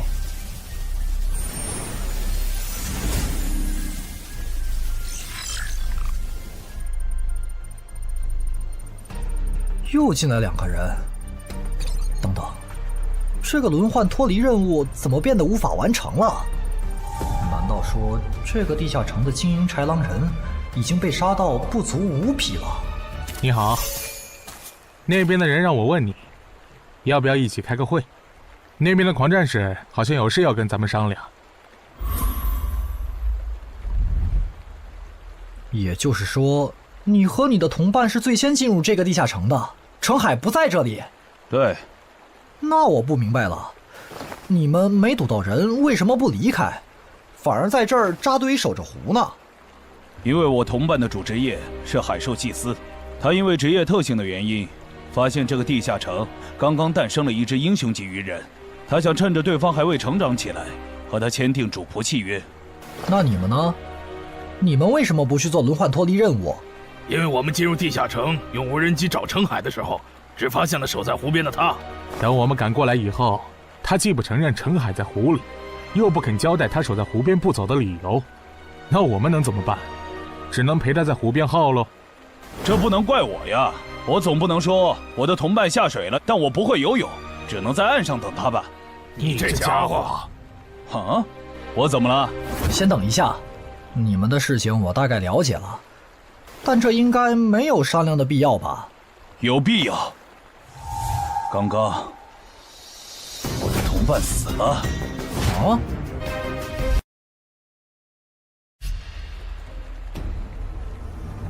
力量涌上来了。这样的食物外面有很多吗？除了偶尔出现的人类冒险者，附近的森林里还有一批豺狼人。很好，把他们带过来。现在恐怕不行，因为昨天和今天的冒险者已经把我们的兵力削弱到无法和豺狼人抗衡了。那需要多久？50个日升和日落。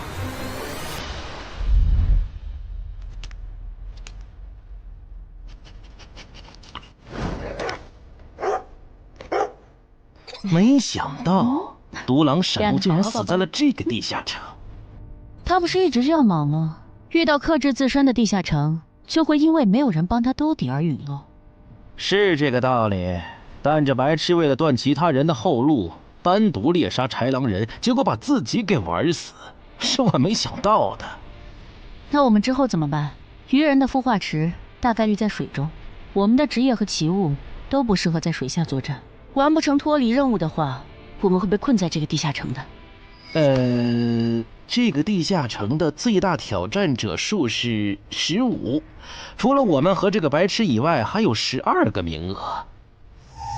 只有其中有擅长水下作战或者能帮助我们完成脱离任务的，我们就能脱离。所以，回出口。我都说多少遍了，我的同伴是海兽祭司啊！这个职业的水下作战能力很强，以他的实力，不可能连逃回来都做不到。这个地下城绝对不正常。关键是现在要离开这个地下城，只能靠常驻脱离任务，这下麻烦了呀。回出口吧，排除掉那个搞崩了轮换任务的王八蛋，这个地下城还能再进7个人，说不定其他人里面就有能帮助我们完成脱离任务的。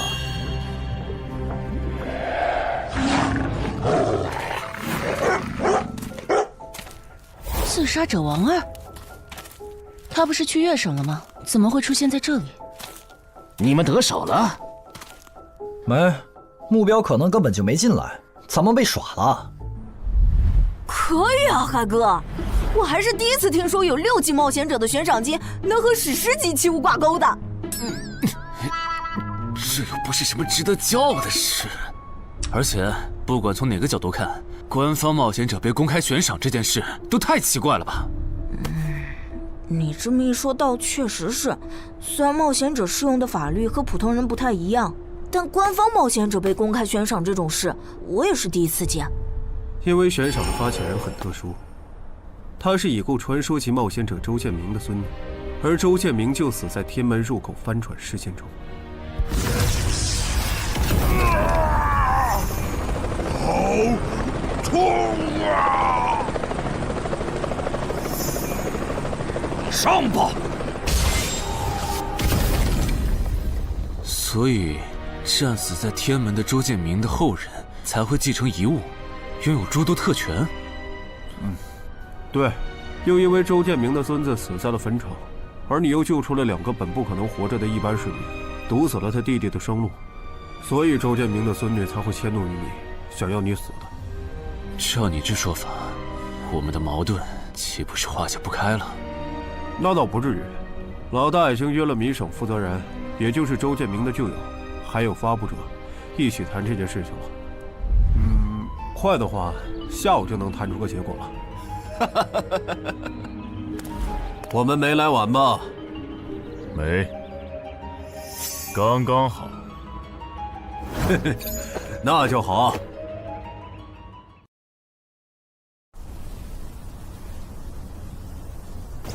啥情况？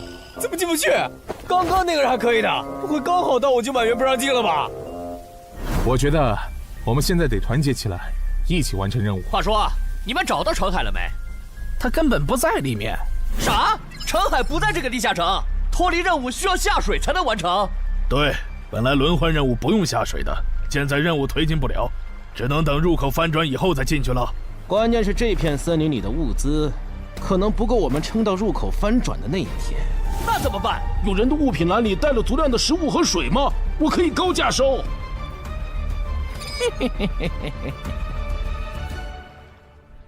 本来也没抱多少希望，不过没想到连刺杀者王二那样的高手都被困在这个地下城里。这样看，少了这些竞争对手，等我完成脱离任务出去以后，说不定真的可以燃制周建明的史诗级遗物了。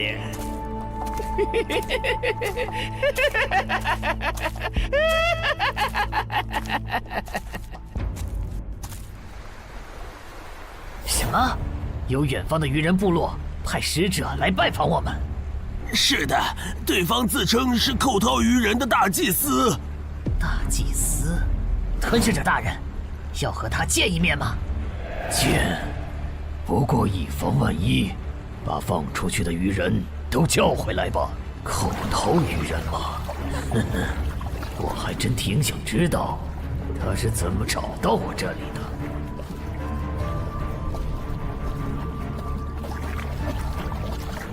领军大人答应见你了，跟我来吧。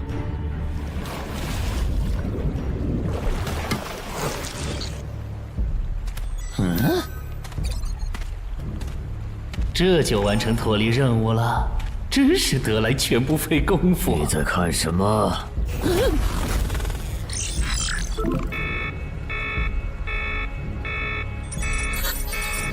英雄级单位，7级地下城怎么会有英雄级单位？你在发什么呆？吞噬者大人问你话呢。别慌，他们看不到我的任务面板，只要找个理由搪塞过去。理由，有了。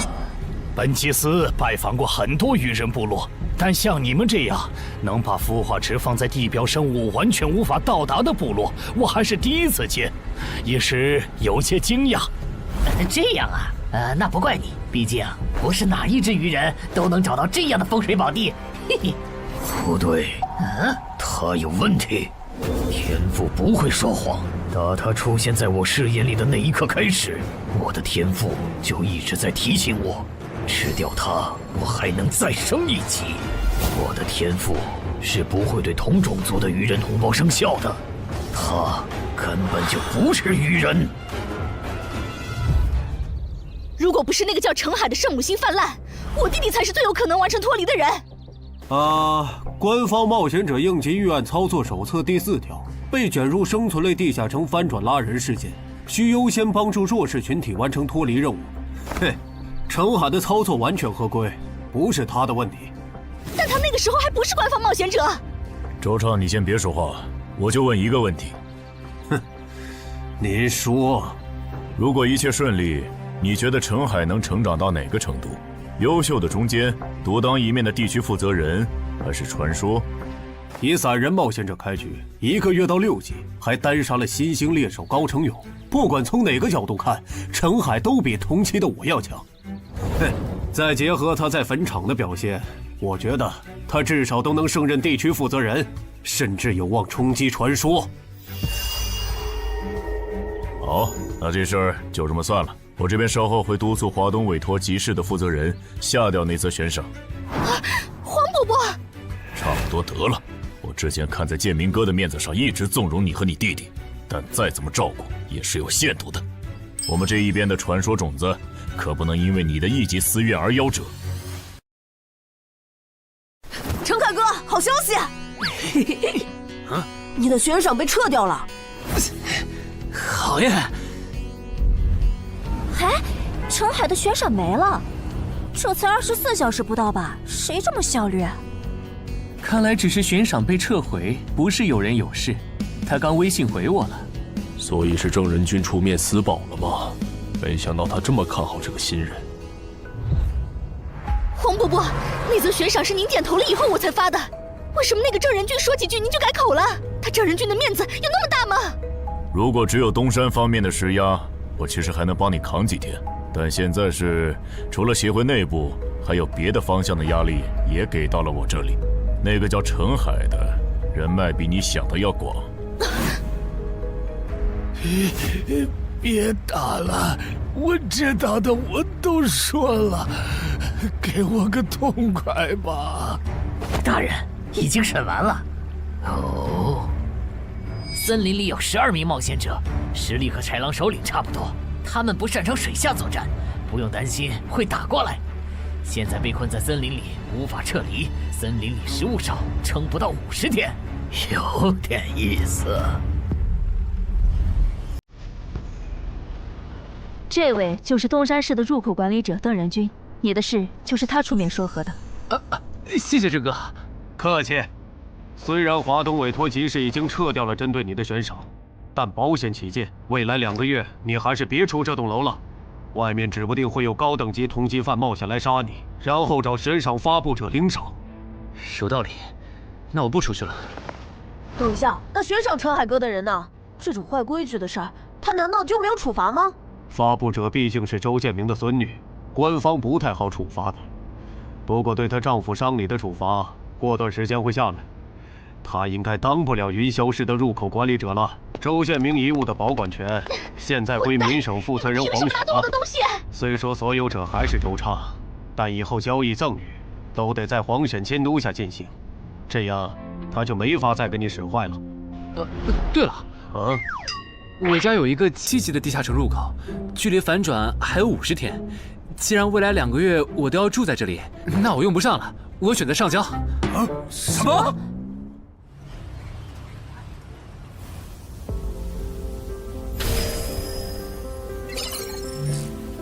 确实是6级到10级地下城，而且挑战人数已达上限，现在进不去了。哼，有意思。让后勤部过来安装几个微型摄像头，之后如果有人从这个地下城脱离，你就通知我。那澄海呢？按规章制度来。你隐瞒了地下城入口，违反官方冒险者的规定。不过念在你中途才进协会，又没培训过，就从轻发落。等你到9级时，多接1次协会例行任务就行。对于这个处罚标准，你能接受吗？能。还有就是，从明天开始，你要和常京川、梁家宽一起上地下城相关的常识课，早上8点，别迟到了。好。什么？他们还对你做了内部处罚？真过分！明明没有造成影响，而且澄海哥，你跟他们报备的时间也不算晚啊，为什么要处罚你？因为相关条例就是这样，而且他们的处罚程度也很轻，所以也还好吧。相比起来，我更担心那些进地下城的赏金猎人。我家地下城有点邪门，他们要是掉以轻心，很可能被坑死在里面。澄海哥，你人太好了，明明是他们要害你，你却还在为他们考虑。你搞错了，我只是怕他们被困在地下城，到时候导致入口翻转，连累到我。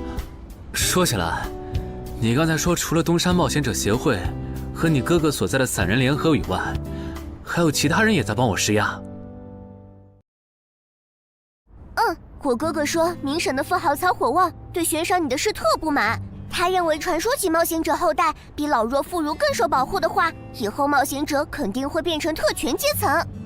听说这事还惊动了华东地区的负责人，所以关于你的悬赏才会这么快被撤下来。好，那替我跟你哥哥道声谢，等风头过了，我做东，咱们一起吃个饭吧。曹火旺吗？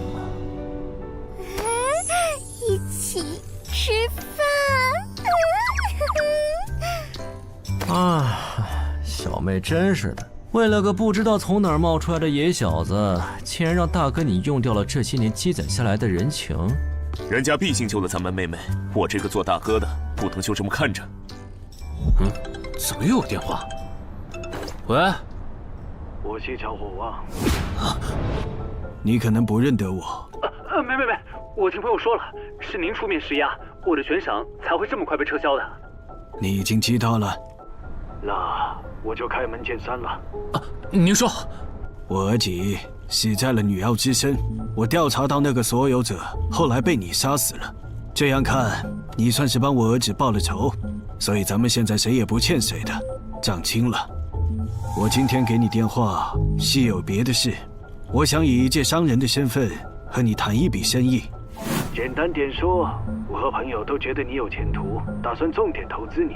你以后要是成了地区负责人，选辖区时可以适当听取我们的建议。如果你觉得可以谈，咱们线下细聊。我是基础属性与称号常识课的客座讲师朱伟，很高兴认识大家。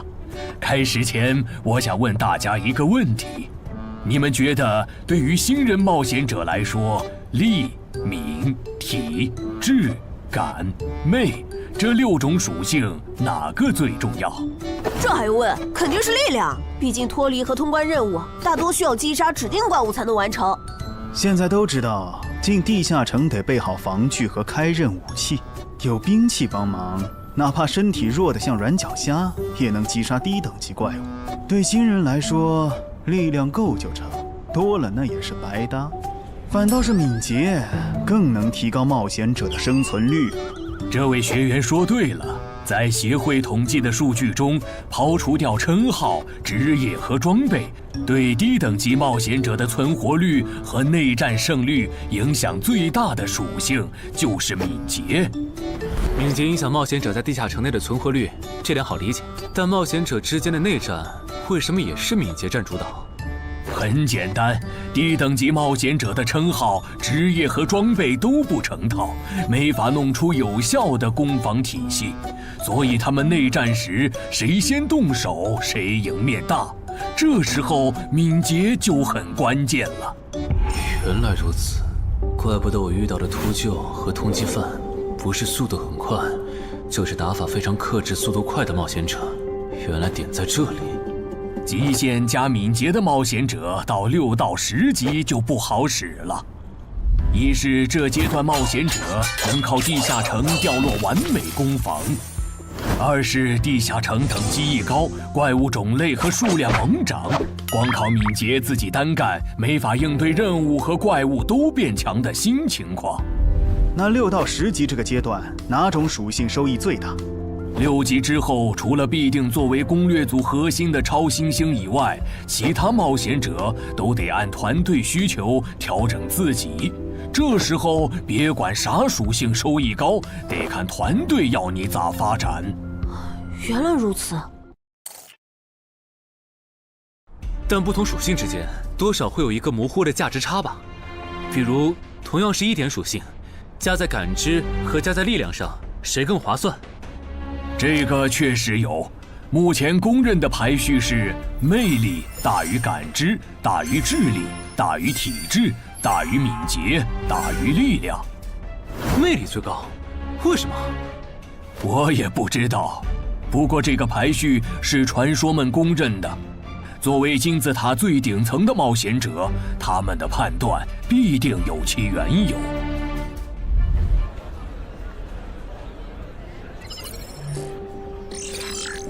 这英勇骑士转职成功，加1点魅力，还是隐藏职业。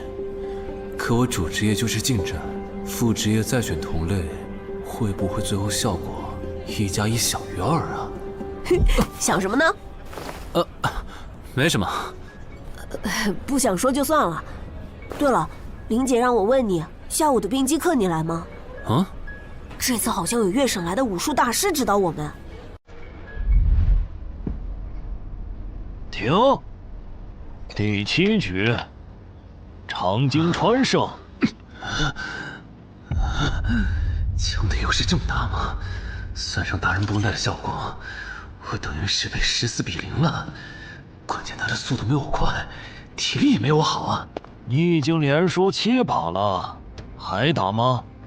打，我还没累呢。你呢？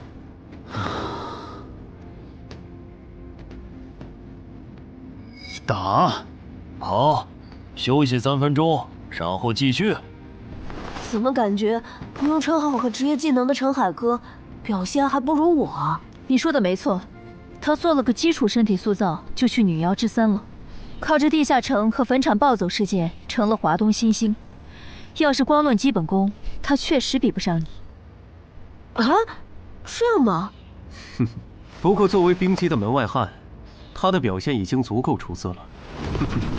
他现在已经能一步步跟上常经川的节奏，我估计5局之后，他应该就会开始赢了。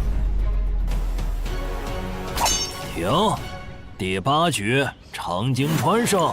开什么玩笑？这才10局不到，他就变得比梁家坤强了。他的智力到底有多高？感觉不是打法的问题，如果我的爆发力再强一点，刚才那一局说不定能赢。陈海，啊，下一局你用称号和职业技能吧。你确定？确定。我想更直观的感受我和超新星的差距。常经川亮称号了。什么？他们好像要来真的。行吧，老爷爷，你往旁边站一点，我怕待会儿打起来会碰到您。不用顾及我。好吧，那我尽量快点结束。置死地而后生，看起来好像是增加爆发力的称号。我准备好了，你先攻吗？不用。好，来吧，让我领教一下超新星的含金量。那你不要眨眼哦，现在的我可比之前快多了。好快！我出手更快！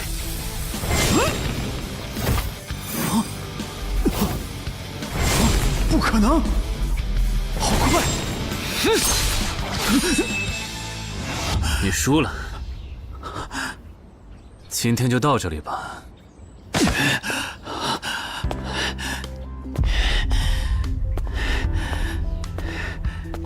喂，我完事了，换班换班。我和他的差距原来这么大吗？其实你枪练得不错，出手的那一下，就算是我年轻那会儿，也不见得能躲掉。别灰心，你只是运气不好，遇到了能阅读你下一步动向的特例。阅读下一步？展开来说就是，人在出招时破绽最大，能抓住这个瞬间的人，轻松就能无招胜有招。使用者必须要在对手出招前阅读到对方的下一步动作。有这份眼力的武术家呀，还在世的不超过5个人，所以你输得不远。陈海哥，你刚才那招叫啥？好酷啊！没想到一个没练过武的门外汉，竟然也能掌握这一招。他真的只是个普通的冒险者吗？陈海哥，你也太牛了吧！你是没看到，败给你以后，常经川那臭屁男的脸色有多……臭屁男？常经川，我可以坐在这里吗？当然可以。其实，我原本是把你当做我的竞争对手的，但现在看来是我没眼力见了。以你的实力和潜力，东山这种小地方根本就留不下你。这不明摆着吗？坟场那种全球公认的 bug 级地下城都被陈海哥打通了，他肯定不会自降身份来跟咱抢下任东山市入口管理者的位子呀。说不定到那个时候，他已经是一手负责人了。喂，等一下，你说他以后能成为传说级冒险者，我不反对，但一手负责人，这俩人真吵啊！啊？你问我副职业怎么选？哎，对，我这不是6级了吗？之前探索地下城的时候，发现冒险者面板升级了，除了在用的职业以外，我还可以再激活一个副职业。但我不知道副职业该怎么选，所以来问问你。这个在主副职业常识课上会讲。不过你既然问了，那我就简单说下。一般来说，冒险者主职业分常见和隐藏两种，常见职业很多，进阶方法也大都搞清楚了。你的主职业要是常见的，去内网一搜就知道和哪个副职业最配了。那如果主职业是隐藏职业呢？果然，你是隐藏职业。隐藏职业因其获取难度，目前协会只掌握了个别职业的最优路径，其余的就只能凭感觉来了。啊？凭感觉？那如果选错了，后续不就完蛋了？谁也打不过了呀？不一定。毕竟常规职业冒险者，就算是成为传说，实力也只能排到中等偏下这样。如果你真是隐藏职业，只要没选和主职业互拖后腿的副职业，那上限就不会低。说起来，有一些隐藏职业，甚至不需要副职业就能直指传说，甚至还是上位传说。这样吗？不过这种，就算在隐藏职业里也是非常稀有的，就像巴美人的骑士。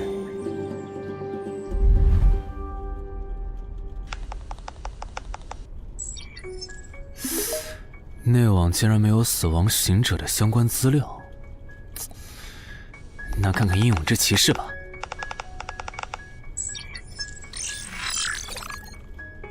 没想到我手通坟场得到的转职道具，竟然在全球冒险者圈子里被无数人追逐。看他们的评论，这个转职徽章除了挑战难度高的离谱以外，没有别的缺点，而且挑战次数也没有限制。那么只要转职成功，就必然能成为上位传说。嘿嘿嘿。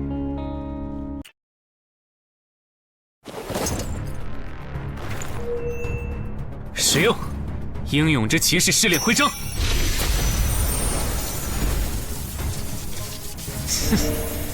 那么，出发吧。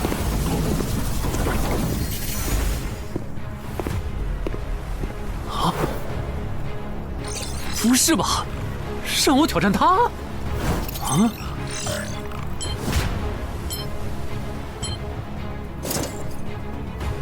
直接开始了这个任务描述啥意思呀？是要撑过10分钟吗？还是用10分钟得到他的承认？啊！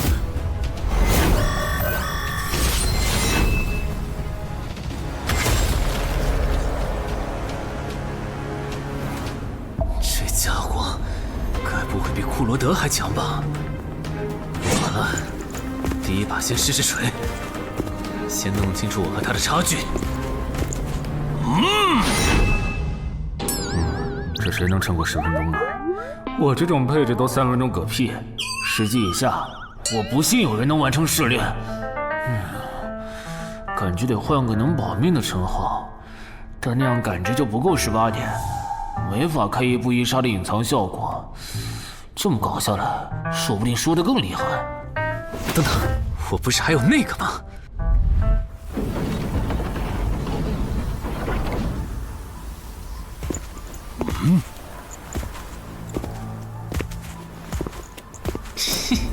讨厌，这个傻大个的弱点是感知，他看不到穿了隐身衣的我。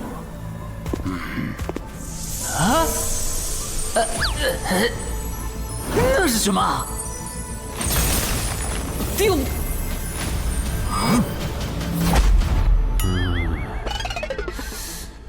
他怎么能有看破隐形到位的技能啊？不行，我就不信邪了。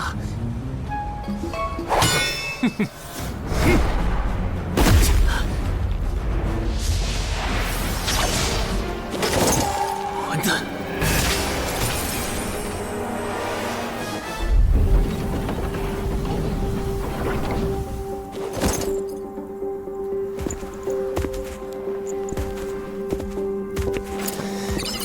再来！啊，那些冒险者还在我家？对，虽说不知道发生了啥，可要是时限到了，这些冒险者还不出来，那咱就得掌握更多这地下城的情报，这样以后入口翻转的时候才能处理好。换个地方聊吧。还是没找到乔敏吗？没有啊，周围都找遍了，没有他的痕迹。那看来他不是下湖了，就是去更远的地方找豺狼人了。希望是后者，不然我们的麻烦就大了。我希望他是去找豺狼人了。老七那边应该也发现了，这地下城难度会越拖越高。等孵化池孵出大量的鱼人后，我们恐怕都会死在这儿。你说什么？你家地下城的通关任务是捣毁潮汐鱼人的孵化池？对啊，怎么了？我先冷静一下，林，你来给他解释。好，目前官方已公布的地下城翻转规则，你都知道哪些？基本上都知道。入口翻转后，攻方守方位置互换，我们这儿会变成鱼人需要攻略的地下城。没错。那你知道来咱们这边的地下城土著也需要满足指定条件才能回到他们的世界吗？什么？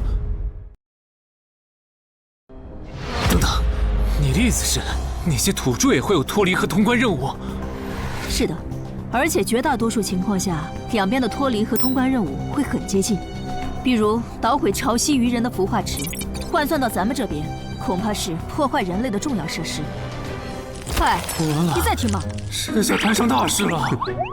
他已经吓傻了。你说东山市下个月会有一个7级地下城翻转？对，地下城的土著是鱼人和豺狼人，类型是探索，通关任务是捣毁鱼人的孵化池。所以他们想要征调咱们的徐茂？是的，报酬是官方掌握的同等级地下城的随队通关名额。等等，郑哥不是14级的冒险者吗？处理一个7级的地下城不是很简单吗？因为你家的入口翻转后，我就没法随意出手了。啊？你不知道正常，这涉及到未公开的地下城翻转规则。当入口翻转后，我们的世界就会变成鱼人眼中的地下城。因为入口翻转前后规模不变的铁律，所以在有鱼人完成脱离任务之前，等级高的正人军不能动手。原来如此，怪不得坟场明明只是5级地下城，但却存在传奇个体。怪不得小鬼头脱离后，坟场就立刻进入到第2阶段，这样就解释得通了。这个规则不是强制性的，我不能出手，主要还是因为有人曾经尝试过这样做，结果导致入口等级提升，对面的高等级个体也能来到我们的世界。简单说，用同等级处理同等级翻转问题，是各国冒险者协会试过好多回后得出的最优方案。那军队呢？郑哥这样的不方便出手我理解，但军队和热武器明显更靠谱吧？用军队和热武器对付入口翻转，攻略地下城确实最效率，但过去10年来，所有这么做的国家，最后都后悔了。啊？后悔了？为什么？因为那意味着 bug 要出现了。军队和热武器要是掺和进来，地下城的实际挑战难度就会远超它本来的等级。如果军方很快镇压了翻转的地下城，那后面入口的挑战难度会接着涨，一直涨到跟这片区域守方的战斗力正好对上为止。再说了，从11级地下城开始，枪就不咋管用了。再往上，16到20级的地下城，里面有些怪物甚至得用核弹才能干掉。总结一下，军队插手，问题只是被推迟了，并没有真的解决。等到问题彻底爆发的那一刻，我们得直面那些能跟最厉害热武器硬刚的怪物。现在你明白了吧？不是我们不能用军队来解决地下城翻转问题，而是那代价对于人口众多的我国来说，有些过于沉重了。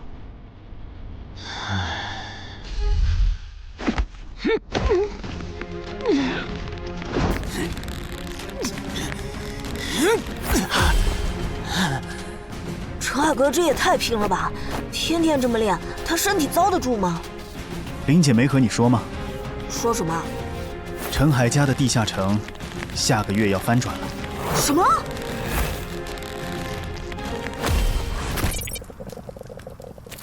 你那边怎么样了？老样子，湖里的鱼人不肯上岸。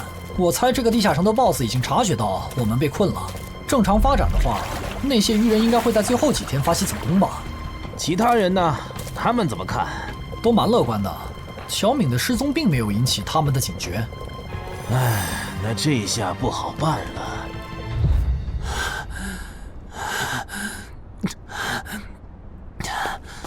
给。啊？今天周4，你不用上学吗？上啊！谁让有些人闯祸，把地下城入口给搞翻转了呢？想上都上不了。应东山市入口管理人的要求，原定课程现在换成入口翻转规则普及课。因为本节课还有大量未准许披露给民间的内容，所以开讲前需要大家签署这份保密契约书。谁先来？我。我签完了，下一个谁来？给我吧。然后给我。那我收尾。原来你叫苏玉啊！哎，你爸是不是三国迷，喜欢荀彧啊？闭嘴，快点签！最后重复一遍，我接下来讲的内容，你们不可以透露给协会外的人。一旦违例，协会的档案师和守密人就会针对违反保密协议的人进行内部处罚。相信我，绝对会让你们后悔泄密的。下面开始正式上课。官方已公开的入口翻转规则，你们都看过吧？看过。好，那我就用东山市要翻转的7级鱼人地下城做切入展开来讲。地下城翻转完后，入口还在老地方，东山市会出现对鱼人来讲难度一样的7级人类地下城。在该区域内，你们将无法使用称号。为什么？目前学术界尚无定论，但主流观点是，这是基于守方有利现状做出的平衡性调整。其实很好理解，攻方鱼人们初入城市，不了解地形，处于压倒性的劣势。要是这时候守方战斗力还不限制，攻方可就太吃亏了。有一个问题，还是用这个鱼人地下城做例子。如果鱼人来到我们的世界，那他们的实力会变强吗？在他们完成脱离或通关任务前，实力并不会有明显的提升。也就是说，鱼人完成脱离任务后，因为有好处拿，就更想把通关任务也给完成了。这机制，不就是让人等死吗？我也有一个问题，这次的入口翻转事件就不能用枪来解决吗？用枪的话，地下城难度会高得多。要是不想以后碰上更多入口翻转的事儿，就别想用枪解决问题。那找2个9到10级的大佬堵门怎么样？来一个杀一个，这总行了吧？地下城入口翻转后，以入口为中心那一片，攻的一方占大便宜，守的一方在这地儿，称号没法用，职业带来的基础属性也没了。多找几个人呢？如果来5个9级堵门，应该就稳了吧？5打1的话，咱们经验更多，绝对是咱们这边优势更大。是，之前确实有人这么做过，而且效果也不错。但对攻方不利的地下城，也会因此变更为生存型。按照镜像法则，要是咱们守着的地下城变成生存型，这世上某个地方就会出现同样等级区间的生存型地下城入口，来和它平衡。比较典型的就是坟场和恐惧之墓。所以，至少在我们国家，现在是尽量避免这样做了。哎呀，好恶心啊！这里不允许，那里又有限制的。难道入口翻转，我们就只能安排附近居民撤离，然后一波接一波的处理跑来咱们这边的鱼人吗？倒也不是，其实我们已经快找到可以快速解决地下城翻转事件的办法。哦，是什么？只要入侵我方世界的同批次地城土著里，有人被我们捕获，且在该地下城入口时间归零前，我们一直保住他的命，那就不会再有下一批次的入侵者。这次喊大家过来，是想和大家一起讨论我们最后几天的安全问题。能有啥安全问题？不就是个靠机制恶心人的7级地下城吗？要不是我的职业不适合水下作战，它早被我攻陷了。不懂就闭嘴，好好听。这个地下城没你想的那么简单。啊，搞得你好像很懂的样子。你懂你说呗，我洗耳恭听。没看这个地下城的名字和任务内容吗？摧毁潮汐鱼人孵化池，这么明显的暗示你都没反应过来，我真是服了。要现在这样下去，最后几天火里的鱼人能多到数不过来。如果他们的 BOSS 是团队增益型的，那某些不抱团的蠢货绝对死定了。你骂谁呢？所以召集我们过来，是要商讨最后几天鱼人上岸时，咱们怎么自保吗？对，上个月我去粤省处理当地10级地下城翻转的事，知道了一些不能透露给民间的情报。官方察觉到翻转后的地下城有个对攻方有利的规则，以入口为圆心的特定范围里，守方的战力会被严重限制。所以我认为现在这个地下城作为守方的鱼人们，应该也存在类似的规则。具体点呢？会限制到什么程度？以我们为例，鱼人作为守方，我猜就算他们的 BOSS 是团队增益型，进入我们攻方有利的区域，这个增益效果也会被压制。称号不能有也就算了，连职业带来的基础属性加成也会被抵消吗？这限制未免也太大了吧！我原本还想着，如果称号不能用，就选一个感知加2的副职业，凑出一步一杀第2个效果，未来式的最低要求。但现在肯定没戏了。算了，到入口翻转前，我先用英勇之骑士来适应没有未来式的战斗吧，看看实力会折损多少。早啊，骑士。啊？不是吧？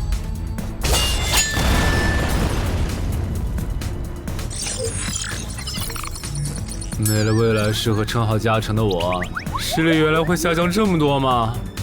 这么看的话，我还是得找个能加感知的副职业，至少要把未来式点出来。你找姚文忠？对，我想找一个能加2点感知的副职业，想问他有没有推荐。还有，协会内部是可以用贡献点兑换副职业的转职道具的吧？能是能，但这种和智、感、魅有关的副职业转职道具，所需要的贡献点有点多。你除掉高成勇得到的贡献点肯定不够。我知道，我来之前已经查过了。我有2个称号未被收录进官方的称号图鉴，我可以提交他们的获得线索来换取贡献点。行，那我叫姚文忠帮你整理一下。你现在就要定副职业，不再等等吗？距离你被强制征召进地下城还有半年呢，没准过几个月，新隐藏职业的最佳升级路线就能搞清楚了。不等了，我家地下城翻转后，我主职业的核心技能就会没了称号加成，得再加2点感知才能开启。这2点属性对接下来的我是刚需。行吧。这是协会掌握的能加2点及以上感知的副职业，你看一下吧。寻物师，你确定就要这个？不改了？啊，就它了，寻物师。行吧，那我现在就去联系福州的冒险者协会，让他们派评估师来东山看一下你手里的称号值多少贡献。如果价值大于寻物师的职业证书，我就向总部打申请。那麻烦姚哥了。您就是陈海先生吧？你可以叫我蔡吉，我的副职业是评估师。接下来由我为您评估至死地而后生和与传奇过招这2个称号的价值。好的。算完了，这2个称号虽然效果惊人，但他们的获取难度和激活所需要的前置条件太苛刻了，所以价值相比于同等级称号会有很大的折损。具体会折损到什么程度？叫你放心，足够您兑换寻物师的转职证书了。和上次一样，别用称号和职业技能，对这个设备来一拳。好。